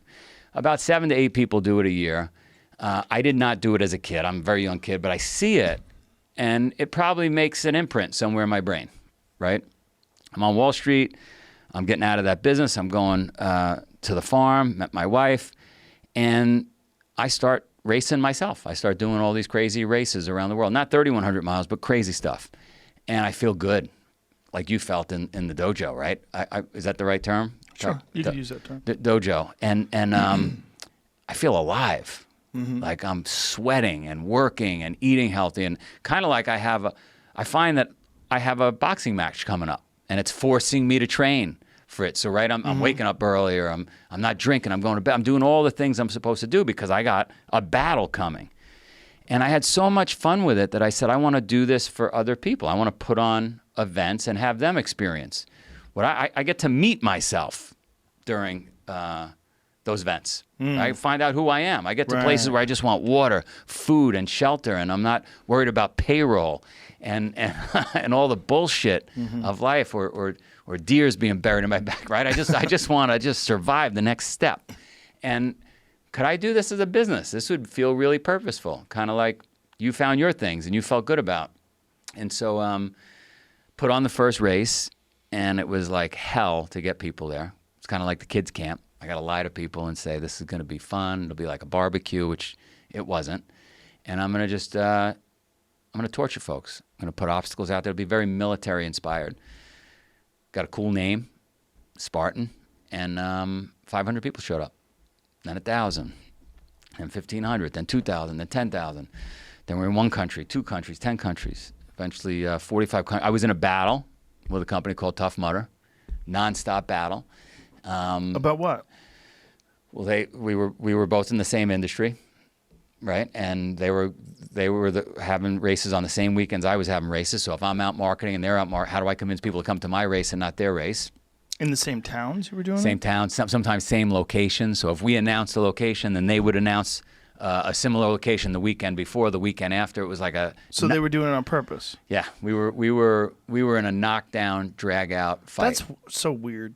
Yeah, for 10 plus years. It was in the media. It was a big battle, and that battle forced me to be better as a business owner. Like, right? I had to be Sure. on my toes. I had to fight for us to survive. And we ended up buying them. We ended up buying them pre-COVID, which was the absolute worst time ever. Can't seem to get anything right. But yeah. So you bought them. Do you incorporate any of what they do into what you do, or did you just buy them and just assume them? We bought them, and the way I look at it, and you tell me what you think. The way I look at it is, we want to be the LVMH. The Louis Vuitton owns all these brands. Vail Resorts owns all these ski locations. We want to own all these different types of events that are basically the boxing matches for people. And so you could sign up and buy a season pass, and you just choose your poison. I'm going to do this month. I'm going to do that month. And so I don't want to. They're not going to converge. Tough Mudder is going to be its own thing, just like it was when we were fighting. Spartan will be its own thing. We've got a couple other brands in there, just trail runs, this thing called DECA. And I'm really just trying to put dates on people's calendars, like a boxing match. Just give them something to Give them something challenge themselves exactly. to train for. And hopefully they're like the boxers you described that actually do the work. Yeah. And I'll get people healthier because... Well, there's something good about the fact that some boxers don't do the work. You get to learn. When a guy shows up at a world heavyweight title fight at 280 plus pounds and everybody goes, oh boy. You young boxers go, don't be that guy. You know, there's lessons in people's failures. They're all there for you. It's all like there's knowledge out there, positive and negative. You could learn a lot from people's fuck ups, so you don't have to fuck up yourself. I like that. I mean, you're right. I like lazy people. Yeah. They make people that aren't lazy feel better. They make them look better. They make it more impressive. You know, when you see a lazy person and then you see a guy like my friend Jocko Willink, Yeah. you go, oh, okay, well, that guy's even more impressive. He's getting after because it. I know people are just fuck ups and they find a reason to not do what they should do. Isn't it so easy? You tell me what you think. Isn't it so easy to stand head and shoulders above, like show up a little earlier, right? Go to bed a little earlier, drink a little less. Like, it's not that hard. It's not that hard to stand out, to It's work not that hard. No. But, you know, in creative endeavors, that's what's weird. It's like creativity is a weird thing. And there's some benefit in indulgence. Creativity is weird. Like some of the great artists, like here's a perfect example. Stephen King, when he was at his best, was doing blow and drinking like a fucking case of beer a night. Right. That's when he was at his best, when he wrote Carrie and Cujo, and he was out of his fucking mind. Apparently, he doesn't even remember writing Cujo. Really? Doesn't even remember writing it. Yeah, he's just blasted out of his fucking mind. But what happens in that funk of that fog of cocaine and alcohol and nicotine and just mashing those keys and just digging into the deep recesses of his mind, I'm not convinced you could reach that on the natch. I don't know if you can. Yeah. I think, I mean, there is discipline in the fact that he sat down and did that work. There's discipline in the fact that he was there, but he wasn't taking care of himself. No. He wasn't drinking water and doing sit-ups. That motherfucker would sit in front of that keyboard and torture himself with blow and write these masterpieces that to this day freak people the fuck out. You read Carrie, to this day, you're like, who wrote this? Yeah. What is going on in this man's mind? But you're not suggesting we all do that. You're just saying we got a tremendous benefit as a society because that guy did that. I'm just saying that it's hard. There's no real, when you're talking about creative things, like Charles Bukowski is another example. He's a fucking drunk, man. He wrote amazing shit. But that guy would just lay around and drink, and he would hit his girlfriend on camera. Like, they were crazy. Right. He was a crazy man. But you read some of his work, and you're like, wow, this is genius shit. There's something about that one undisciplined, fucked up, but purposeful life that reached millions. So I don't think there's a hard, fast rule. I think activity and action are crucial, right? inactivity is always bad. Someone who's lazy, who sits around and does nothing, is always bad. But when it comes to creative endeavors, sometimes indulgence, sometimes it's not a lack of discipline because the work still gets done. But they're not taking care of themselves. It's not self-care, but the results are spectacular. Do you think it's the exception or the norm for those amazing is I it don't all is it know. all of them? I think it's energy. I think we look at it in terms of good and bad, and sometimes you can't look at things and you can't. And everything's not binary. You know, like if you want to talk about a healthy person, right? A person who's running, a person who's competing in athletic endeavors, well, that person has very specific requirements of their body. Like you know, if you're going to run 3,100 miles, man, I mean, Jesus Christ, you're going to have to do that running. Yeah. You're going to have to be in shape if you do the Moab 240. You know, you want to do that. You want to run 240 miles through the fucking mountains. But if you want to write a book, you don't necessarily have to do sit-ups, you know? You don't necessarily have to even be healthy. And there's some people who just want to write a book. And there's some weird energy to being drunk. You know, there's weird energy to smoking cigarettes. There's weird energy to taking amphetamines. There's weird energy to sitting in front of a computer and coming up with these ideas. It's not good for the body, but sometimes the results, like sometimes people sacrifice health and they sacrifice wellness in order to achieve creative goals. It's not, I don't know if it's required, but I just know it's been done and the results for some people are amazing. This is nothing I would ever encourage. Certainly never encourage my kids to do it. Certainly would never encourage good friends to do it. But there's something about these people that have made some of the great works of art, some of the great works of literature. You know, they weren't healthy. No, but one of the things that's driven me crazy forever is high-level CEOs and business owners. Same thing. Yeah. They might not have those big creative bursts, but they're under stress. Mm-hmm. They're eating shit food. My dad was one of those, eating shit food, right? Yeah. Focused nonstop on the business. Yeah.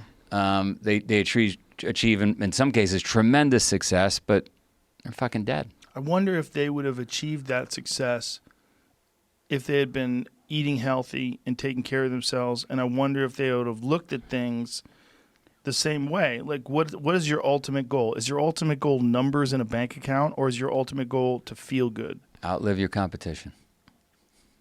Yeah, I guess. I mean, don't you want? I love this term, health span.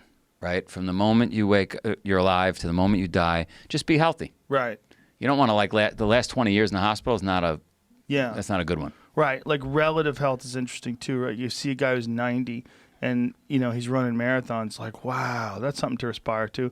But if you were 30 and all of a sudden your body was that 90-year-old marathon runner, it'd be like, what the fuck happened to me? Right. You'd hate it. Right. Like, it's not really healthy. No. It's just healthy for 90. It's healthy for 90. Yeah. Yeah, I just want to feel good. Yes. I just want to feel good. So I mean, I look at this 92-year-old guy, Bishi, I told you about, that's on the fruits and veggies. He's like sharp. His argument is, look, he goes, on this diet, you're not getting biceps. You're not going to look like CT, right? Yeah. But I'm going to outlive people. But CT's vegan. He CT's went all vegan now. He doesn't like that word, he told me this morning. He said he likes Plant-based. plant-based. Yeah, because Yeah. the kids are all using that word now. That's the new word, Yeah. plant-based. Yeah. Is he eating only plants? That's what he said. Then he's vegan. No, he's vegan, but he doesn't like the word. Yes. Oh. Well, the word it's attached to a lot of annoying people. Right. You know? Yeah, which is what he The said. problem. He said if you use that word, you tend to like lean on other people to become vegan. He goes, I don't give a fuck what other people do. I'm trying to make sure this heart lasts. Yeah. Yeah, I don't know if that's the way to go to make your heart last. You know, there's a lot of variables, and there's a lot of people that have differing opinions, a lot of experts that have differing opinions in terms of nutrients that you're not going to get, and, you know, and how to get those nutrients and how to make sure that the protein that you're getting is bioavailable and that you're getting a full suite of vitamins with everything, you know, with all your meals and making sure all your bases are covered. It's tricky. Do you think, It certainly can be done, though. well, do you think, here's my thought on it. And again, I had my mom pushing for 30 years, right? The diet, which I was pushing back from because I wanted the raviolis and the meat. if you're 10th generation or 20th generation from a particular place on the planet that ate a certain way for 20 generations, and there's survival of the fittest, right? Like those that couldn't last on that diet, died off, and like you probably have a predisposition to eat that way in that part of the world, I would think. There's certainly a good argument for that. Right? Yeah, And- there's a genetic argument for your diet in terms of, they can sequence your genome and go over your history and subscribe or prescribe to you a diet that's based on your ancestry. It's controversial, because Makes sense though. it does in some Right? ways, yeah, but it's all anecdotal, and then also like different people. That's the problem with biodiversity. Like people of different, like some people do great on just fish and rice and veggies. Other people really they need more protein. They need more meat. They survive better on a red meat based diet. Some people they survive better on just eggs and vegetables. I mean, it's like, but I think the most important thing is you have to have your nutritional bases covered. This is so important, man. There's so many people. You that mean go checking through all life, checking all the boxes? Yeah, like so many people go through life vitamin D deficient. I mean, that is like one of the most common ones. That's one of the big ones with COVID. Yep. More than 80% of the people in multiple studies, 80% of the people that were in the ICU with COVID had vitamin D deficient levels. Which most of us, I think most of us have. Yes. It, right? Only Yeah. 4% had sufficient levels. Wow. Which is crazy. Right. So, I mean, that doesn't, correlation and causation. It doesn't exactly mean that vitamin D is going to protect you, but it's crucial for health, and it's a vitamin that's actually also, according to Dr. Rhonda Patrick taught me this, that it's also a hormone, and it's, it's something that it's crucial. And Yep. most people don't get it. And if you stay inside all day, you definitely don't You're not get it. getting it. And African Americans have an even harder time getting it because their Skin is dark. ancestors, their ancestors developed all this melanin in their skin because they were constantly exposed to sunlight, and the melanin was there to protect you from the sunlight. So, and they didn't have to worry about absorbing the vitamin D because they were out there all the time. Right. Well, as people move into colder climates and climates that are cloudier, that's why people got paler. They got paler because your body became essentially like a fucking giant solar panel for vitamin D because you couldn't get it. You needed it. Yeah, you had to, like, look at the people that live in the places where it rains all the time. They're white as fuck. Right. That's why. Yeah. I mean, it's real simple. It's a survival mechanism for vitamin D, for the one thing. Like, my doctor told me that when he was measuring people, he would measure black folks in New York, and some of them had undetectable levels of vitamin Wow. D. Which is insane. Wow. Because you're in the winter, Yep. right? You're covering your body completely. You're not going outside, Yep. and you're also not supplementing. No, so let's go into diet. So for me, I got into these crazy races, and my diet that I believe, hopefully it wasn't just a mental thing, was more fruits and veggies. And so if I made a food pyramid, the very top of the pyramid would be, fish, eggs, and meat, but just 15% of my diet. The rest was like avocado, salad, and I performed fantastic on that diet. That sounds great for you. I mean, But for me. and you've tried Right. different ways. Exactly. You've tried like more meat, more fish, less meat, less vegetables. You've Tried varied it it, all. and this is primarily me. fruits Yeah. and vegetables for you. Yeah. Primarily fruits. I would say more veggies. Well, if you think about what you're doing, I mean, it makes sense, right? You're Yep. doing a lot of endurance stuff. Yep. And a lot of endurance stuff requires a lot of carbohydrates. Also, you're getting a lot of vitamins from all those vegetables, a lot of minerals from all those vegetables. Yeah. Makes sense. And a little bit of meat. And when I did an event in Fiji once, the Fijians are phenomenal rugby players, and we were out literally in the jungle of Fiji, and animals. These guys are like ripped, and they got the machetes and barefoot, and they're going from for them to go to see a friend at another village, it's like a 15-mile hike. And they would kill a cow. They'd eat mostly vegetables, but they would kill a cow once every 6 months. They eat it all. They eat the eyeballs, tail. everything. Yeah. And they would poke a hole in the cow's neck and mix a little milk with the blood, drink it up until a point where they killed it. But I would say they were more veggies than, they'd eat that cow once every 6 months, but up till then it's like all veggies. And these guys Was that because of necessity though? yes. Yeah, because that's because that was what was available. That's available. Yeah. They didn't have a Whole Foods Yeah. or a car or TV or anything. Yeah, I mean, it's real clear that people evolved to adapt to their environments, like whatever their environments were. And if Sure. you were That's living in fair. a plant-rich environment and you ate look, there's a lot of people that live in the jungles of South America that prefer monkeys.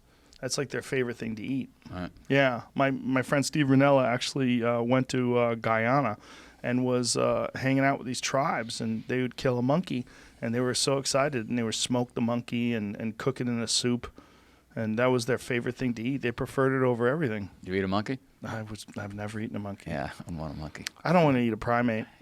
My friend David Cho, who's an artist, was just in Africa, and he was staying with a tribe, and their primary diet is baboons, because he sent me some pictures. I don't know if I can use them, so I won't post them to you. Yeah. But he sent me some pictures of these people cooking up baboons. He said that people like miners and people that are out there that have killed essentially so many animals in that area. They've depopulated that area so badly that baboons are like the last thing left. So that's what this tribe hunts. Fuck. Yeah, right? I don't want to eat a baboon. I'll take a salad. You'd take a salad over a baboon. Oh, yeah. But if I needed to survive, I'd you eat do a what you got to do. baboon. Yeah. You got to do what you got to do. Yeah. Let's go back to, if you're okay with it. Yeah, let's get out of this darkness. Yeah, let's get out of that. There's something dark about primates, right? About There is- eating yeah, why is primates. that? Because it's our ancestors. Yeah. We're related to them in some sort of a strange way. It's like cannibalism. Like Yeah. I've read a lot about Native American history, and one of the more disturbing things is how prevalent cannibalism was, and how prevalent cannibalism was, where they would kill their enemies and eat them and roast them over the fire, and sometimes eat them while they're still alive. You think that was part of like the reward? I don't know, man. Some of it was just survival. Right. I mean, when you're talking about people that evolved first primarily without horses, right? It's like without horses for who knows how many thousands of years until the Europeans came. When the Europeans came, they taught them horseback riding, and then they started stealing horses, and then they started raising horses, and then they started getting better at riding horses and doing battle on horses than any of the Europeans were. Like the Comanches were far better on horseback than any, and it's one of the main reasons why the West was so difficult to settle, because the Europeans, the settlers, only had muskets, single shot, take you 30 seconds to fucking reload, whereas the Comanches can unload 30 arrows in that time. Right. In probably 30 seconds, probably more. They probably unload 40 or 50 arrows in 30 Same seconds. time to load one. Yeah, and you're dead. You're right. fucked. And they could fight on horseback. The Europeans hadn't figured out how to fight on horseback. They would climb off the horse to aim their rifle and then shoot it, and then they'd have to reload, and the Comanches just run up on them and shoot from horseback. So the idea that these people who grew up in this place or evolved in this place where they didn't have horses, they ate whatever the fuck they could. They came here on foot from Asia, right? And a lot of them came through the Bering Strait.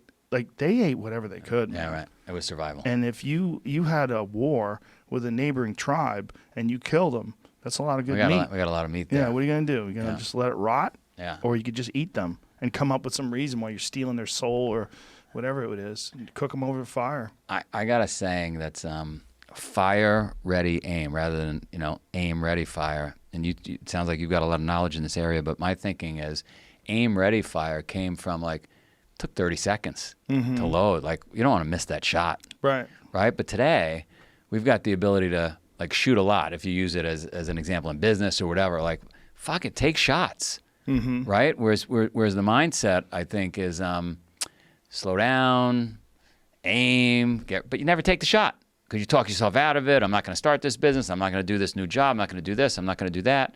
I just take lots of fucking shots. Well, that seems like it's going to suit your personality, though, right? Yeah.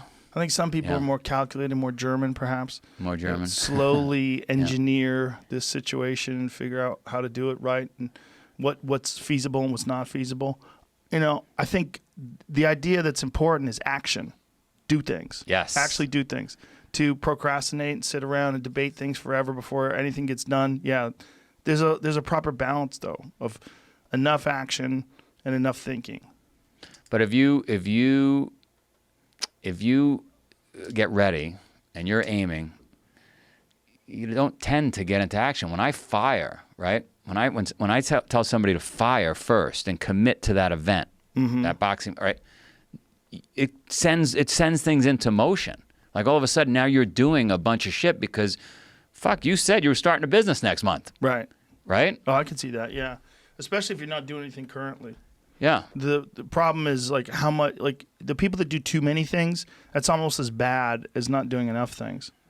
That's fair. You get spread too thin. I would be if you were my coach, you'd say I do a little too many things. Do you think you do too many things? I do too many things. Yeah. I So what makes you know that but yet continue to do it? I just need, like, why would I possibly throw a kids camp in the mix during COVID? I got 300 events I got to reschedule across 45 countries. Do you test the kids? Like, how'd you do that? Nope, just reached out to a bunch That of sounds terrible. You got to test them, man. How come you didn't test them? I fire ready aim. But do you worry about health consequences of a bunch of kids getting sick? We're making it sound much worse than it is. They woke up early, big deal, every fucking year. But I'm not worried about that. I'm worried about they'll all be together and they're all. I mean, we're in a pandemic health crisis. Oh, test them that way. I'm sorry. I thought you meant test them physically. Oh no! I meant test them. Yes, for COVID. of course. Yes. Oh, okay. Yeah, we did. I thought you meant like how many push-ups did they do? Or, no. Well, I'm sorry. I used it. Yeah. I wasn't very specific. Yeah. We test the shit out of people here. Yeah. We get tested every week, and we're constantly. But when you tested. did my test, when I came in, it was with a rusty knife. I thought that was a little weird. That's right? how we do it now. We're tired. We're tired of doing it with clean utensils. What's your feeling on COVID? Well, it's clearly a real problem. I mean, it's clearly very contagious, and for some people, it's no big deal. They shake it off. Pro athletes seem to have very little problem with it, like a lot of NBA players. Although I do know of one NBA player that got it. He's 28 years old, and he got it 3 months ago, and he still is not back up to the endurance level that he was before he got it. He's still having lung issues. Wow. Yeah. It's a fucking weird disease, That's man. rare, though, right? It's rare. Yeah. But, I mean, you could be one of those rare ones, right? It's a fucking weird disease, man. And I think one of the reasons why it's a rare disease is probably because it was manipulated in a lab. And You think Wuhan? Yeah. I don't know, right? But when I talked to my friend Brett Weinstein, who is a biologist, he explained scientifically that there's all these points, all these things that you could point to about this virus that indicate that it's been manipulated, that it evolved too quickly, the jump from animals to humans is too quick, and that this specific type of virus, they were working on it in that lab. They had a level 4 lab in Wuhan. It's more likely, he said, given what we know about the virus, that it was released or escaped or accidentally released from that lab. A couple of military guys I spoke to think it escaped. They don't think it was. Yeah, that's what I think. But I mean, China's pretty pissed off at us, right? I mean, whether it's justified or not, we're in a battle.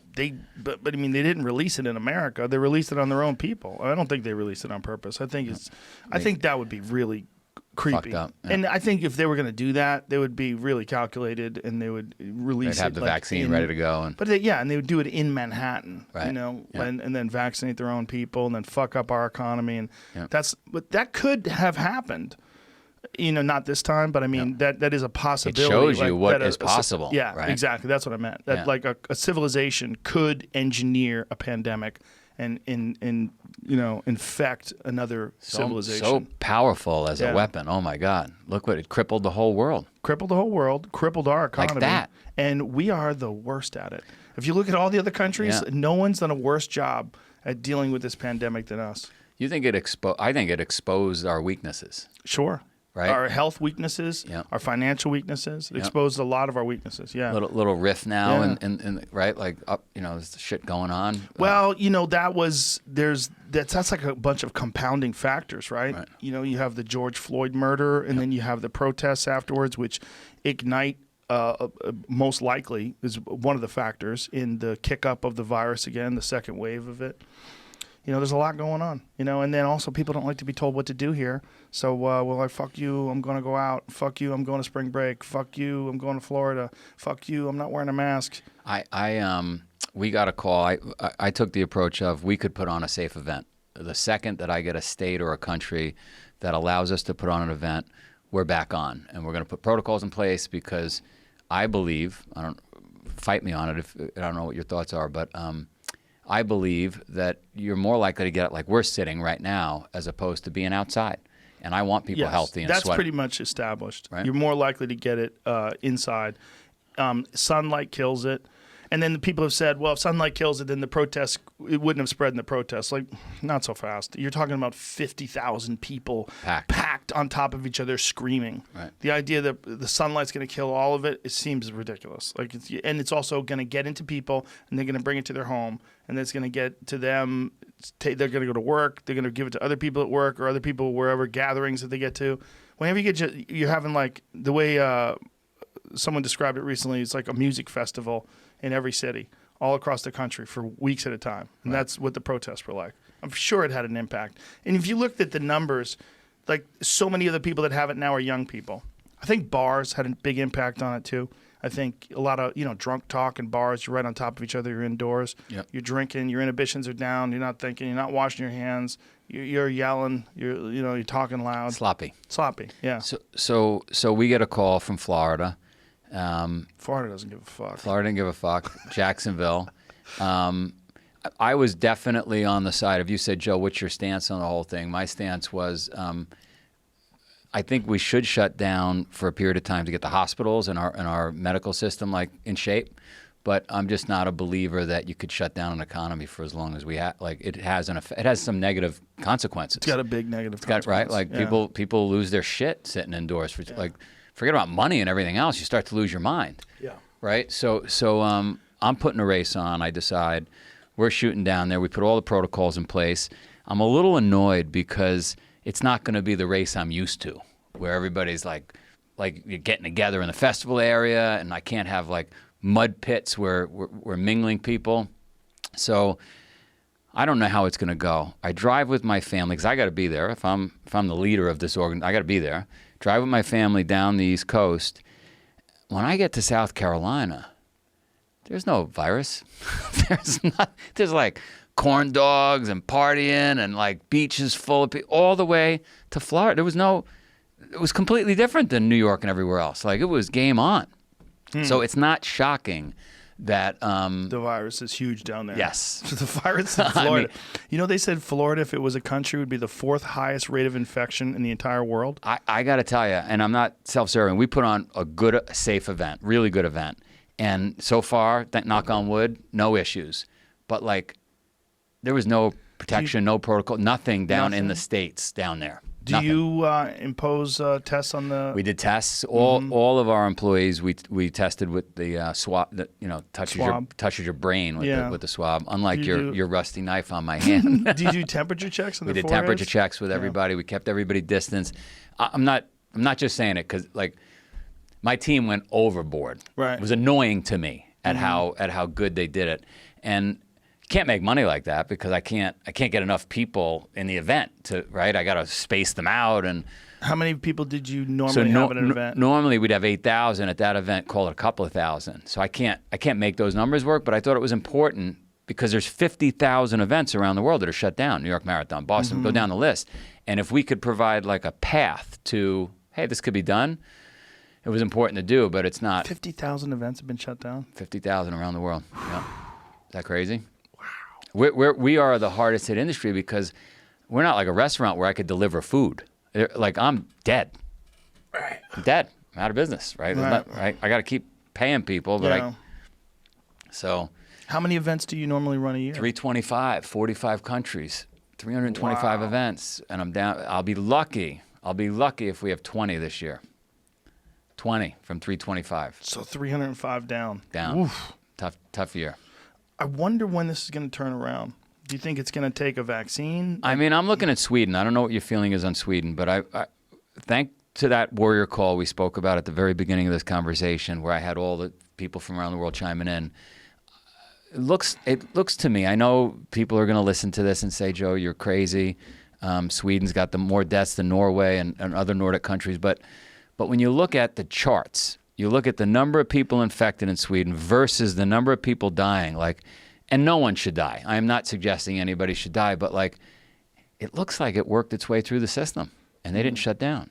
Now, granted, they're in good shape, unlike us, right? Swedes are in good shape.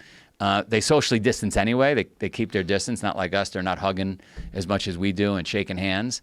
But looks like it worked. They also have a different society over there. Like they mostly have small villages. You know, you have Sweden, you have Stockholm. It's a little spread out. Yeah, it's like you have some urban areas, but you have a lot of areas that are spread out and they're small villages. Yeah. No, it's fair. A little more like Vermont. Yeah, exactly. Right. And Vermont has almost no cases. Really? Yeah. Yeah. It's just not a high population of people. No, but maybe I'm an optimist. I'm a very optimistic guy. Maybe this thing's just got to work its way through, because even if you get a vaccine, I happen to be close with a gentleman that's invested in one of these companies coming out with the vaccine, Moderna. And even if you get the vaccine this year, let's just say, right, you get it. You know how Americans are with vaccines. They don't even want to take the flu shot. Right. So is everybody going to all of a sudden take the vaccine, or do we just have to stay shut for another year? Like, you can't. The only way out of this, again, people are going to be pissed off. The only way out is just get on with our lives.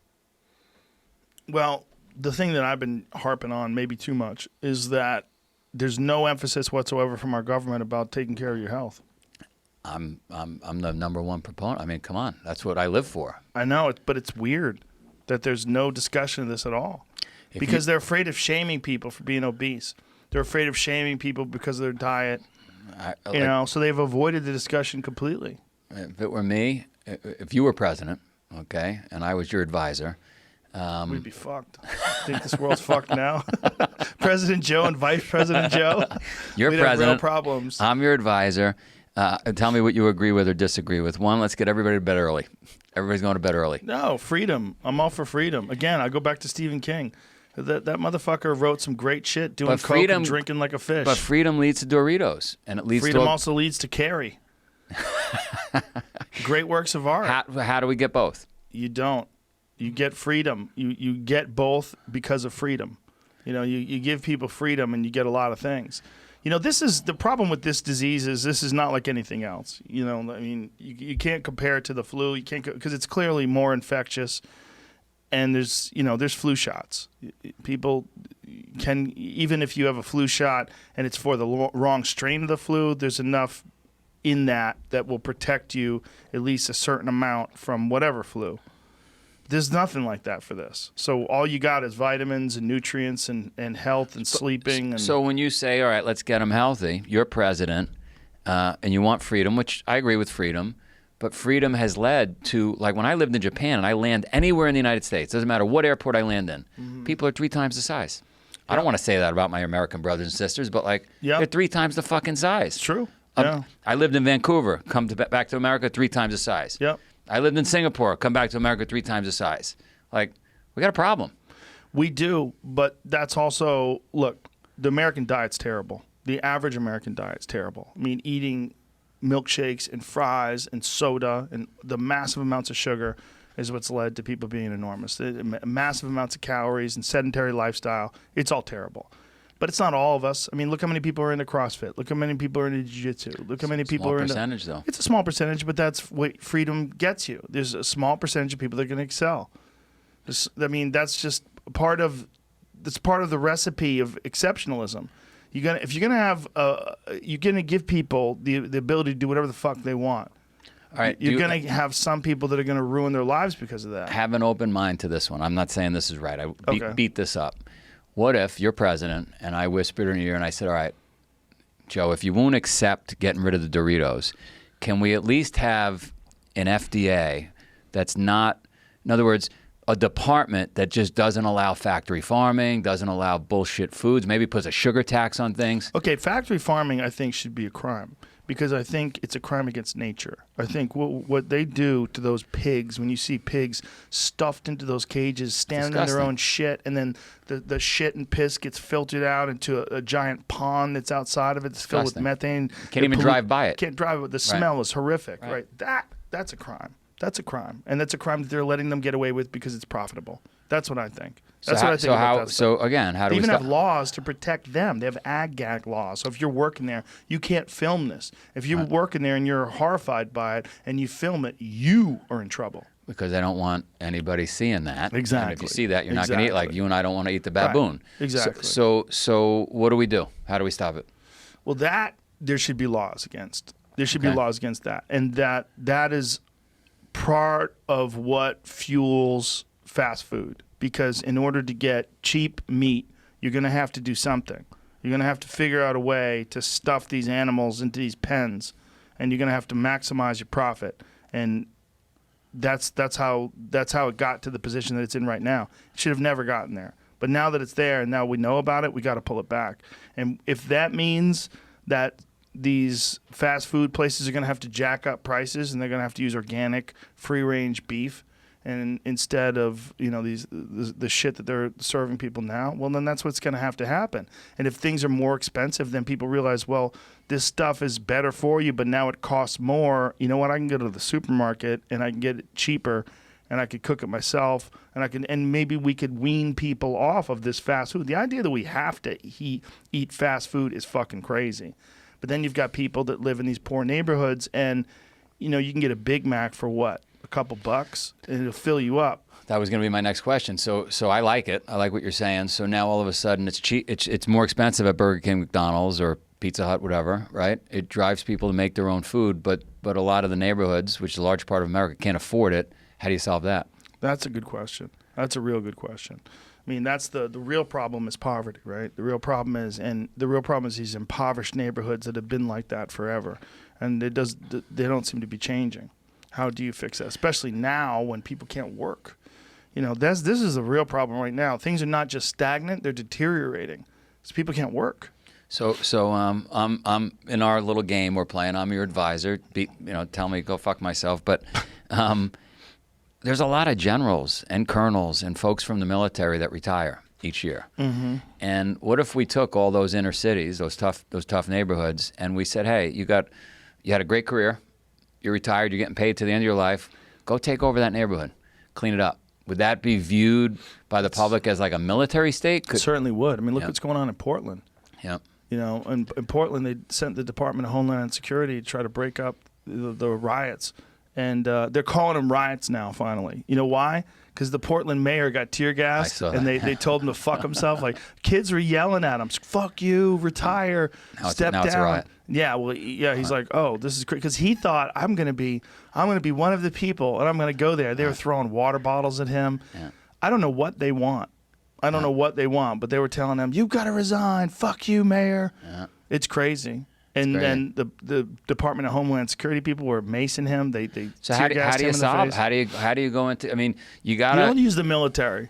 I just don't think I just don't think you can do that. I mean, look, what they're trying to do in Portland is a different story because you're trying to break up looting, smashing windows, attacks on federal property. That's sort of a different thing. And I'm not educated enough to decide, nor have I really sat down and thought about it, whether or not they need the Department of Homeland Security to break that stuff up. I don't know what's going on up there. But I do know that the mayor, who is in support of what he was calling peaceful protests, is now like, okay, this is a riot. Yeah, I mean, they were screaming at him. Like, he's the guy that's on their side. He let Antifa take over the streets, and they're throwing water bottles at him. Yeah. They're like, fuck you.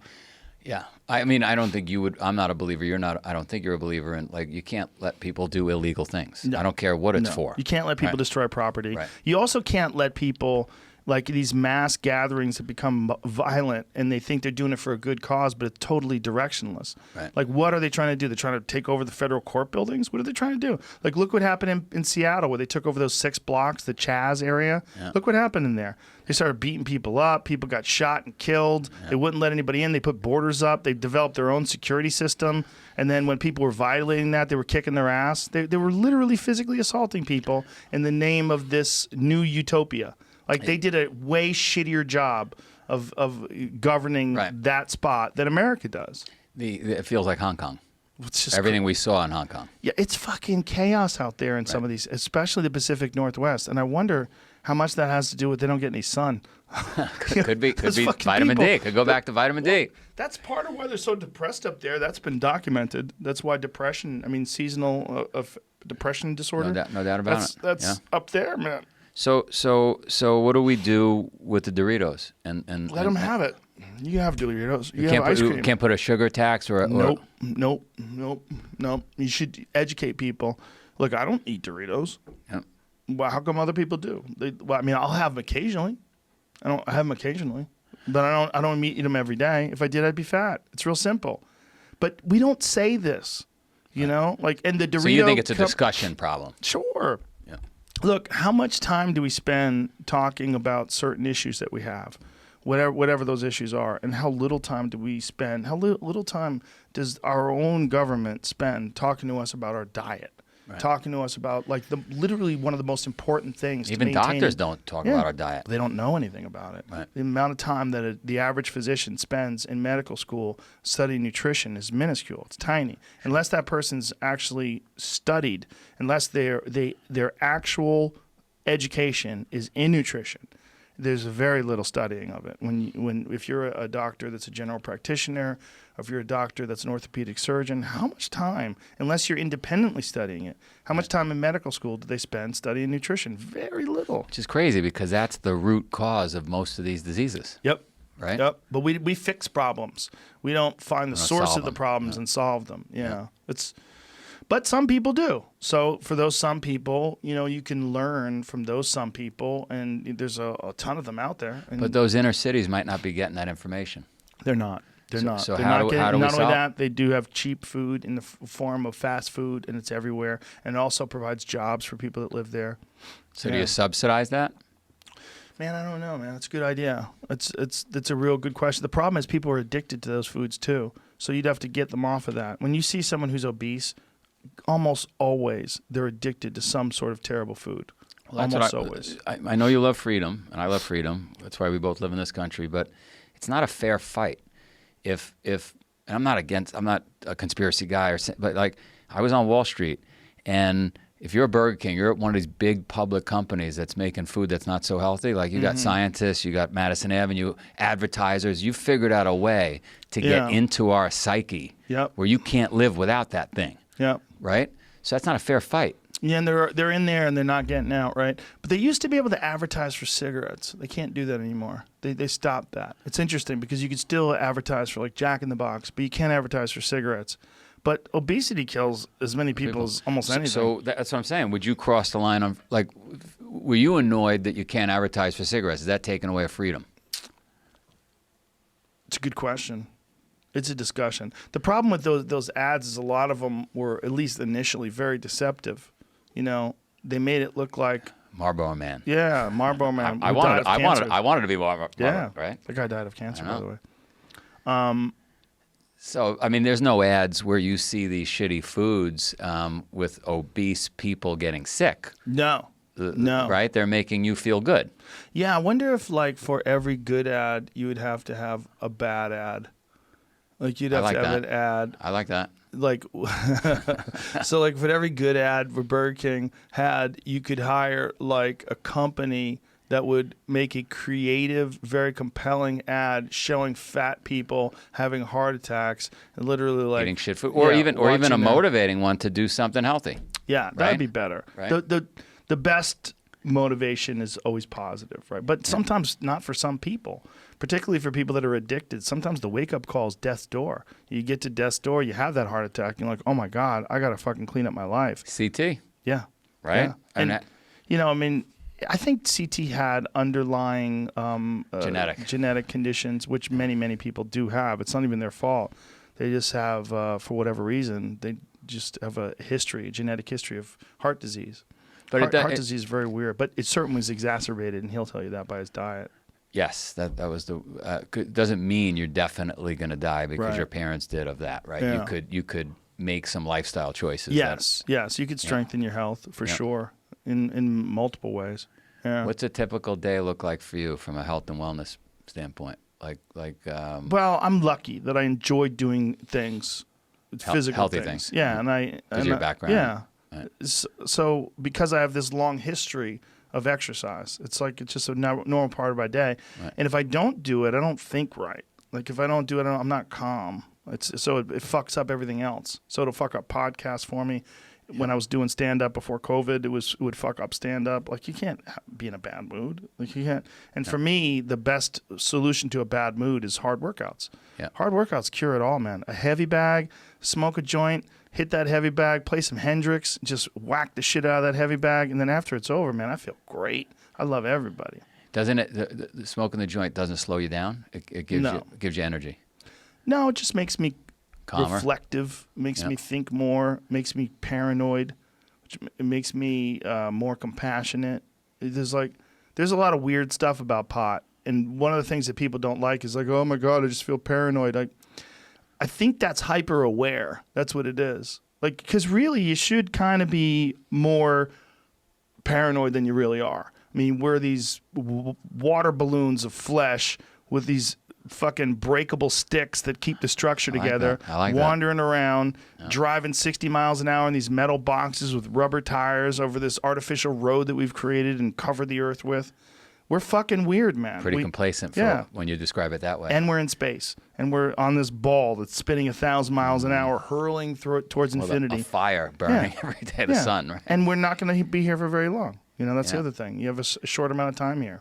And you're trying to navigate this time the best you can. Trying to be nice and be a good friend and be a good neighbor and be a good husband and a father and all those good things and a good wife and just a nice coworker, and you're trying to just do your best. And it's complicated, and you're interacting with all these different people with all sorts of different issues and problems and needs and wants and desires and egos, and there's a lot going on, man.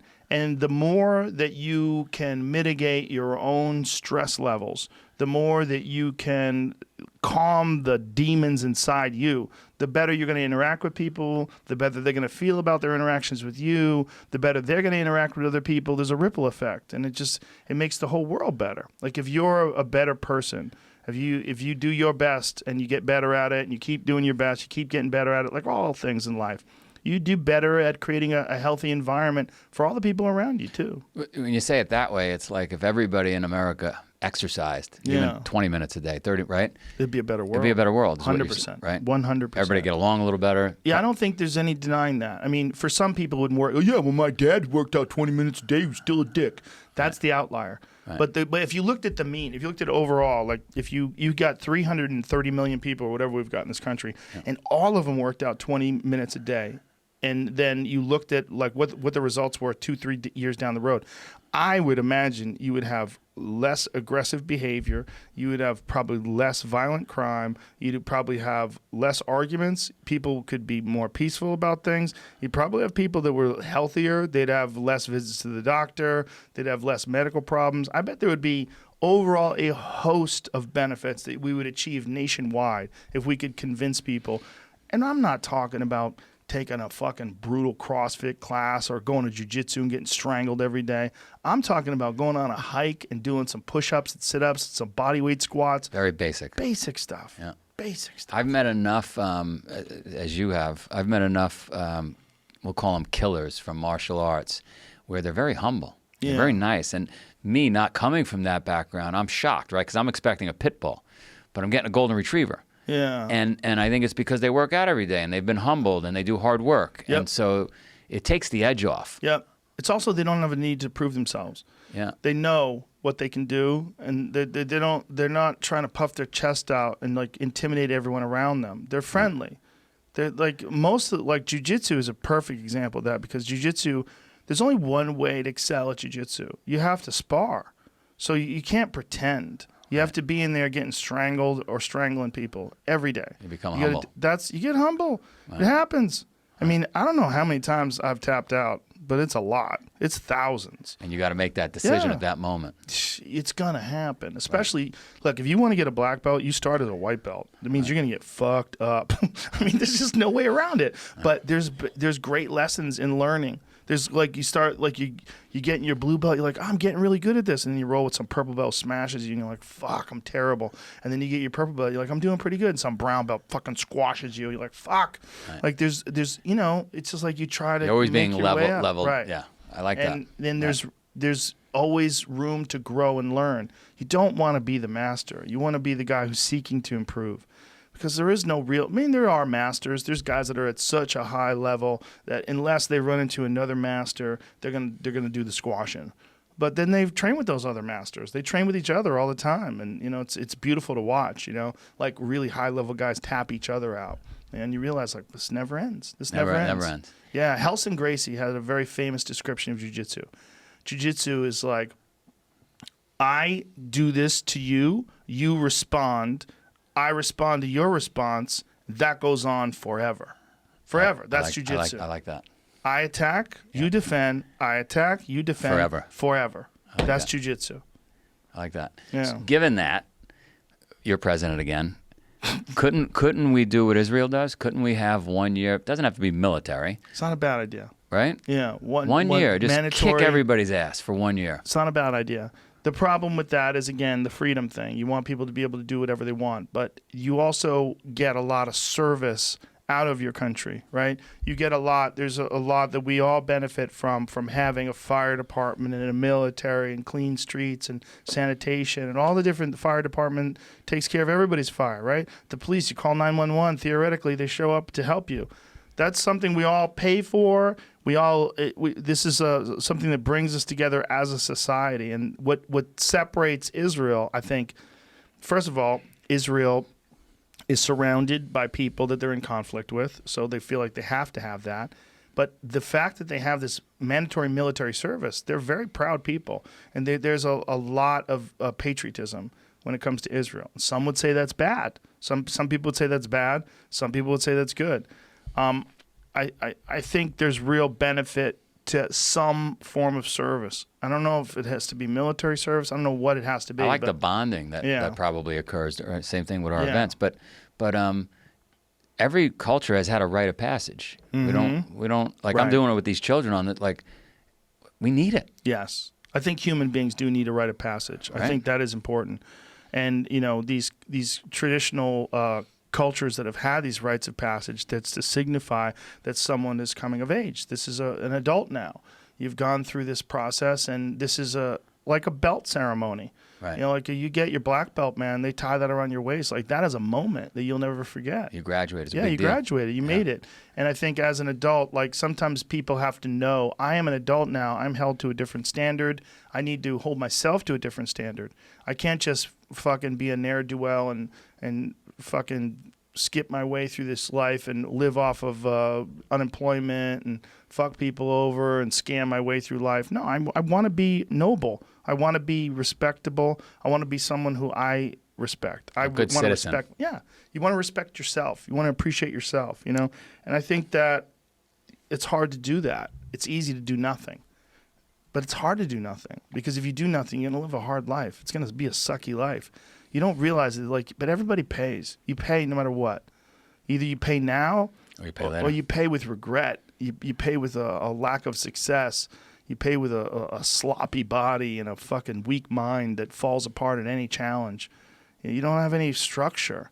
You've no rigidity to your thoughts. You don't have any resolve in your mindset because you've never been tested.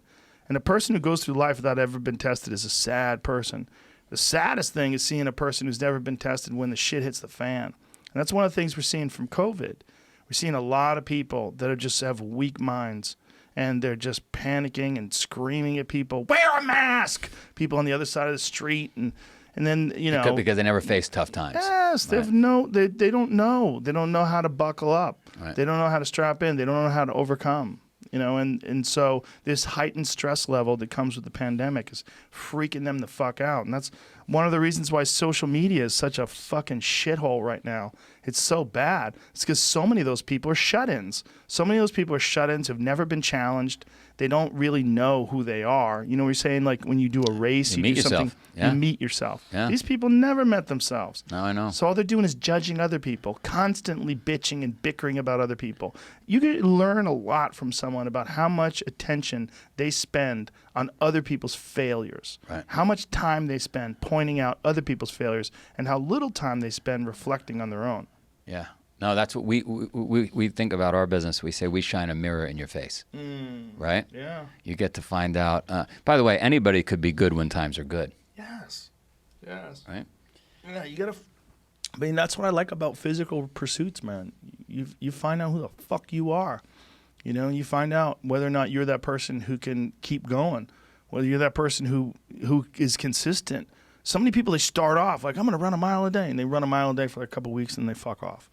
It's consistency. This showing up when you don't want to show up, forcing yourself to do things you don't want to, but then reaping the rewards and learning.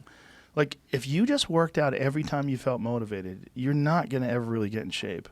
No. You're not going to. No, it's got to be discipline. You got to have discipline. Gotta have Motivation's great. I love it. I love music. I love watching a David Goggins clip online, or Cam Haines, or Jocko Willink, or any of these savages. There's so many people out there. You could watch one of their videos where they tell you what to do, and you just get fired up and you want to go do it. But that's not always going to be there for you. No. Sometimes you got to decide. Check the box. This is what I'm doing every day. Yeah, you get Rain used or to shine. doing it. Yeah. This is what I do. This is what I do. No, I agree with that. I love the fact that you're spreading it. That's what I love. I love the fact that you're forcing these kids to do these things, and then you're putting together these races where it gives people a destination. It gives people an opportunity to train for an event, and that's big, man. Events are big. For us, and you'll appreciate this one, this is for most people. I mean, we get, pre-COVID, 1.6 million people a year doing these events, okay? It's a big number. And this is the biggest thing they've ever done. This is their belt ceremony. Right. This is the Olympics. Yeah. They just became a Navy SEAL, right? Right. And all the benefits you talk about, like, you can't even believe the transformations that happen to all these people, and the letters I get, and like, I get paid in that currency. Right. Of like, you changed my life. I'm back with my husband. I'm back with my wife. I lost weight. I gave up drugs. I got a thought. What if you put together like an online thing where the people are accountable, but because of COVID, you tell them that event is going to happen, the event's going to take place in 6 weeks, and this is what you need to do. And then you need to mark your time. And every day. Maybe you have an app, or maybe even simpler, they just use a fucking timer on their phone, and say, okay, ready, set, start your timer, and then you have to complete all these things, and maybe you have a checklist on your website where they can check off all the different things that they have to do during that day and get it done. And maybe someone like that 600-pound dude, it takes him 7 hours, and the average person takes him 90 minutes, but everybody does it together, and then as a community, they all put it up on Instagram, maybe with hashtags. Little ranking. Yeah. I like it. Yeah, like give these people an event without having a physical look. I mean, look, there's probably nothing better than that physical location when you all get together and the camaraderie and the energy of all the people together running together and it's not the same. We did a very big virtual event. What you're saying, we registered 3.9 million people in this virtual event, but I don't know how many did. You know what I mean, right? And then what you just said was I didn't have the lead up every day. Did you do your 100 push-ups? Right. I like that part. Yeah, that's the part that excites me. Yeah, right. But a virtual event, you could kind of get away with cheating, like in the sense that but you cheat yourself. You and I know that. You got to tell them that too. Just let them know. No, but if we were signed up for September 1st, we're going to do a Spartan. We got to show up, and you don't want to be embarrassed. I don't want to be embarrassed. But with the virtual, you could kind of hide behind your couch. Yeah, I did, right? True. So that means you might not do the push-ups, but I still like the idea because maybe 50,000 people every day will do it, right? Yeah. Like, it's something. And it'll have an effect. I agree that it won't have as big an effect as if you're doing it live. I think the way you do it live is awesome, and that's the best effect. But you got to do what you got to do when times change. Yeah, it'll come back. Yeah, I mean, hopefully. I never thought this was going to happen. Yeah. And what's the story? You moving? I'm out of here. Yeah. When do you leave? Soon. Yeah. Texas or? Yeah, I'm going to go to Texas. I got a farm in Vermont. Yeah. It's a little cold. Vermont's cold. I just want to go somewhere in the center of the country, somewhere it's easier to travel to both places, and somewhere where you have a little bit more freedom. Also, I think that where we live right here in Los Angeles is overcrowded, and I think most of the time that's not a problem. But I think it's exposing the fact that it's a real issue when you look at the number of people that are catching COVID because of this overpopulation issue. When you look at the traffic, when you look at the economic despair, when you look at the homelessness problem that's accelerated radically over the last 6, 7, 10 years, I think there's too many people here. I think it's not tenable. I don't think it's manageable. And I think every mayor does a shit job of doing it because I don't think anybody could do a great job of it. I think there's like certain things you're going to have to deal with when you have a population of whatever the fuck LA is. It's like 20 million plus people. It's just too many people. It's too many people. Right. Yeah, that's what I think. I think where you're living is probably the perfect way to do It's it. 500 people. That's nuts. But then you got those dudes yelling at you, "Where's the deer?" You don't even understand the language. I could go on. We could do hours of the negatives of a small town. Oh, yeah, there's negatives. Everybody knows your business. Yeah. Everybody knows what you're doing, where you're going. You know, there's pros and cons to everything. But I think you have a better opportunity at more pros when there's less folks. I agree. Yeah. So small town Texas, or Let's just leave it at that. yeah, I got ideas. Nice. Jamie's coming. nice. Look at him. He's all excited. It doesn't affect the business. No, we're just going to do it from there. But that's the other thing is Texas has comedy. They have stand-up comedy. I haven't been doing, but I did one weekend in Texas while all this was going on. It was the first weekend I was able to do stand-up. But then my friends were in San Antonio, and they got COVID down there. But those knuckleheads were out there talking to people and shaking hands and taking pictures and stuff. And Texas would be the last stand place to ever wear a mask or not shake a hand. Or, they right? wear masks, though. People are wearing masks. Last time I was there. Well, I think now they're woken up, right? This is a weird disease, man. Yeah. It's weird. You know, it's super. But now, again, I was talking to a neuroscientist yesterday who was saying the latest is they don't think asymptomatic people are contagious. And I'm like, well, what the fuck, man? I thought they were. I thought that's part of the problem. Yeah.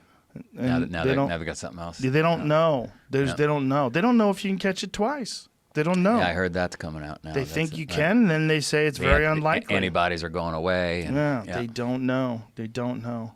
You prefer stand-up over this? I like all the things I do. Yeah. Yeah. I mean, Scary getting up on stage. it's exciting. It's not scary. Not anymore. The first time I did it was scary. After you develop a certain amount of proficiency. You know what's scary or what's nerve-wracking is when you release a special. Like I'll do a Netflix special, and then I have a whole new hour I have to write. And it's all new material. Because everybody's seen it. Yeah, so now that's scary. Because then you go on stage, all these people pay to see you. They're all excited. They think you're hilarious, and you got nothing. Right. So you have to write a lot, and you have to work it out. But it's just exciting. It's more exciting. I prefer the word exciting. It's just exciting. It's challenging. A show like Netflix, when you did that for an hour, how many pages of material is that? Well, it takes about 2 years. It takes a year. Write that. Yeah, it takes really a year to write it, and then a year to polish it, and then add new stuff to it, and really figure out where it is. But each bit is many, many pages. It depends. Really, it depends on the bit. It depends on how. I mean, a lot of it gets chopped. I mean, maybe I'll start out with like 10 pages, and then I chop it down to 1, and then the actual bit becomes 1 page. But how many pages did it take to get there? Correct the bit, or to re-edit and try it again, and a second draft, a third draft, and Are you testing it in front of people as you have to? You have to. Yeah, stand up. You have to test in front of a live audience. You write. Sometimes I'll write bits and they are finished before they ever get to the stage. They're done. Like the moment I bring them to the stage, they're already done. But that's rare. Most of the time, I have an idea and I think I know how it's going to work, and then I say it, but it doesn't work that good, or I have a new way to do it that's better, or I come up with a new tagline that changes the bit. It's a weird art form because you have to kind of do it in front of people. Yeah. So there's a lot of people that are trying to do it like on Zoom. They're trying to do Zoom stand-up, but it's terrible. Yeah. Stand-up you have to do live. It's like our Zoom workout. Not the same as... No, but it's something. It's something. It's something. Getting people moving. Yeah. Get people moving. Yeah. To make America fit again. Yeah. So since you have all these other different things you like to do, you think you do too many different things. What are you thinking about pulling the trigger on? What am I adding or taking away? What are you adding? I love this kids thing. I mean, if you know, that's why I asked you about stand-up comedy versus the podcast or anything you do. If you put a gun to my head or a knife like you did earlier when you tested me, I like the kids. The kids are like wet clay in the sense that you really feel like you make an impact. feel like I make an impact. I've been getting. We didn't talk about this. I've been getting some 21 or 22-year-olds from very, very wealthy families that are saying, "Hey, Joe," they know me through somebody, whatever. My kids are they need some help. I want to put them on the farm with you. They're hard to fix. Yeah. By the time they're 21, 22, they're hard to fix. Right. These little kids, I make a big impact. I mean, the letters I got are tear jerkers after the text I saw them writing the parents about how terrible I was. Yeah. And then seeing 14 days later, the impact. Yeah. I want more. Yeah. You know? No, I think you're dead right about that. If you can give a kid a transformational experience when they're young, something that really sticks with them. That's the rest of their life, right? Yep. And the other thing I like about it is they can't really quit. Right. You know, if the parent gets involved, then it's all fucked up. But if the parent stays out of it, we're doing amazing. I'm doing another one right now while I'm sitting here. I got another 20 kids there right now. And they're there in Vermont. In Vermont right now. Who's running who's cracking the whip? Andy, the Olympian, the mountain warfare guy, Eric Ashley, and they're kicking these kids' asses. And so you're running this every 2 weeks with new group. I mean, it's selfish for me because I want my kids to keep just re-enlisting, right? Right. And so I need more kids for them, and so I just hit up another group, and some of the old kids came. So this is their second tour, we'll call it. Really? Yeah, which is great. One of them's an 11-year-old girl that's just badass, stoic, and one of the older boys, I found out last night when I got to California, is hitting his dad up and saying, "You got to get me out of here. You got to lie to Joe and tell him we have a family vacation and get me the fuck out of here." And the dad, how old is the oldest? 15, and the dad hit me up, and I said, "Listen, next time he talks to you, tell him we have an 11-year-old girl by his side that is finishing this thing. Are you kidding me?"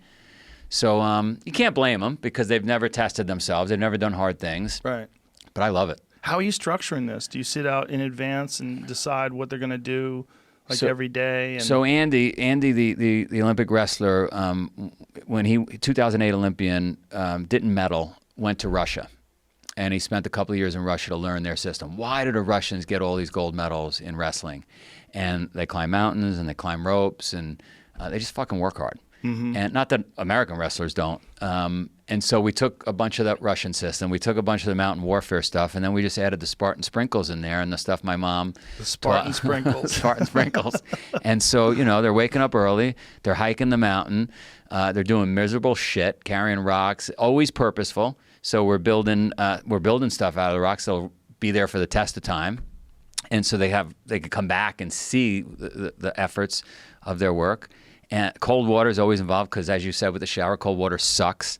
Do they drink only water as well? They drink only water. All the Doritos, all that stuff is gone. It's only 3 meals a day. It's healthy food. Probably keeping them a little bit hungry because, a lion is most handsome when it's hungry. We're not is that true? Yeah. I mean, it wants food. I've never heard that. Yeah. Most handsome when they're hungry. I mean, right? It's ready to attack. Yeah. And so yeah, in bed early. We are issuing phones for 30 minutes. They get to text or call their parents or whatever. 30 minutes.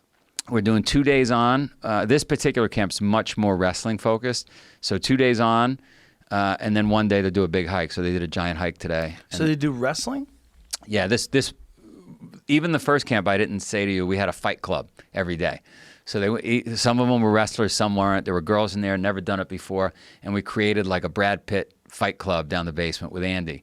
And it was awesome. The kids fucking loved that part of the camp every day. They loved it. So they beat each other up? They didn't beat each other. It was wrestling, so it was smooth. Just wrestling. He set the rules. It was like, hey, I just want you to get a high single leg. This is what it is, right? So there were games like that. Oh, okay. They loved it. They'd pound the mat. They'd be screaming for an opponent. It's almost instinctual or something. It was unbelievable. That's great that you keep them from their phones for that long too. Yeah, it was great. That's great. If anybody wanted to get a hold of you and wanted to do that, how would they enlist their kid? There's probably a bunch of people listening, looking at their fat kid laying on the couch right now, going, "Bobby, I got something for you." Yeah, so I give the whole world my email address. The only thing I ask is don't write me more than 2 sentences. Hold on a second. Do not give your email address on this podcast. Just don't. You mean you're not going to be able to deal with it? I answered 2,600 emails one day. Okay, well, you're going to get 2,600 emails the very second you give out that email address. Just make them work for it. Right. What's your website? Website Spartan.com. Spartan.com. Okay. Why don't you message me? On Instagram, right? And my guy that manages that will. He's gonna have a fucking heart attack. Fuck it. I mean, he gets paid. Okay, and what is that on Instagram? What's the handle? At Real Joe DeSena. Okay. All right. At Real Joe. At Real Joe DeSena, okay. And John behind the scenes will figure out how to get me the message. And I hope you send me Bobby, or I'd love to toughen the kids up. All right. Beautiful. All right. Joe, thank you, man. It was a pleasure. You're awesome. I enjoyed it. I Thank really you. did. Thank you very much. Goodbye, everybody. I didn't know when you end, so I was like, I don't know.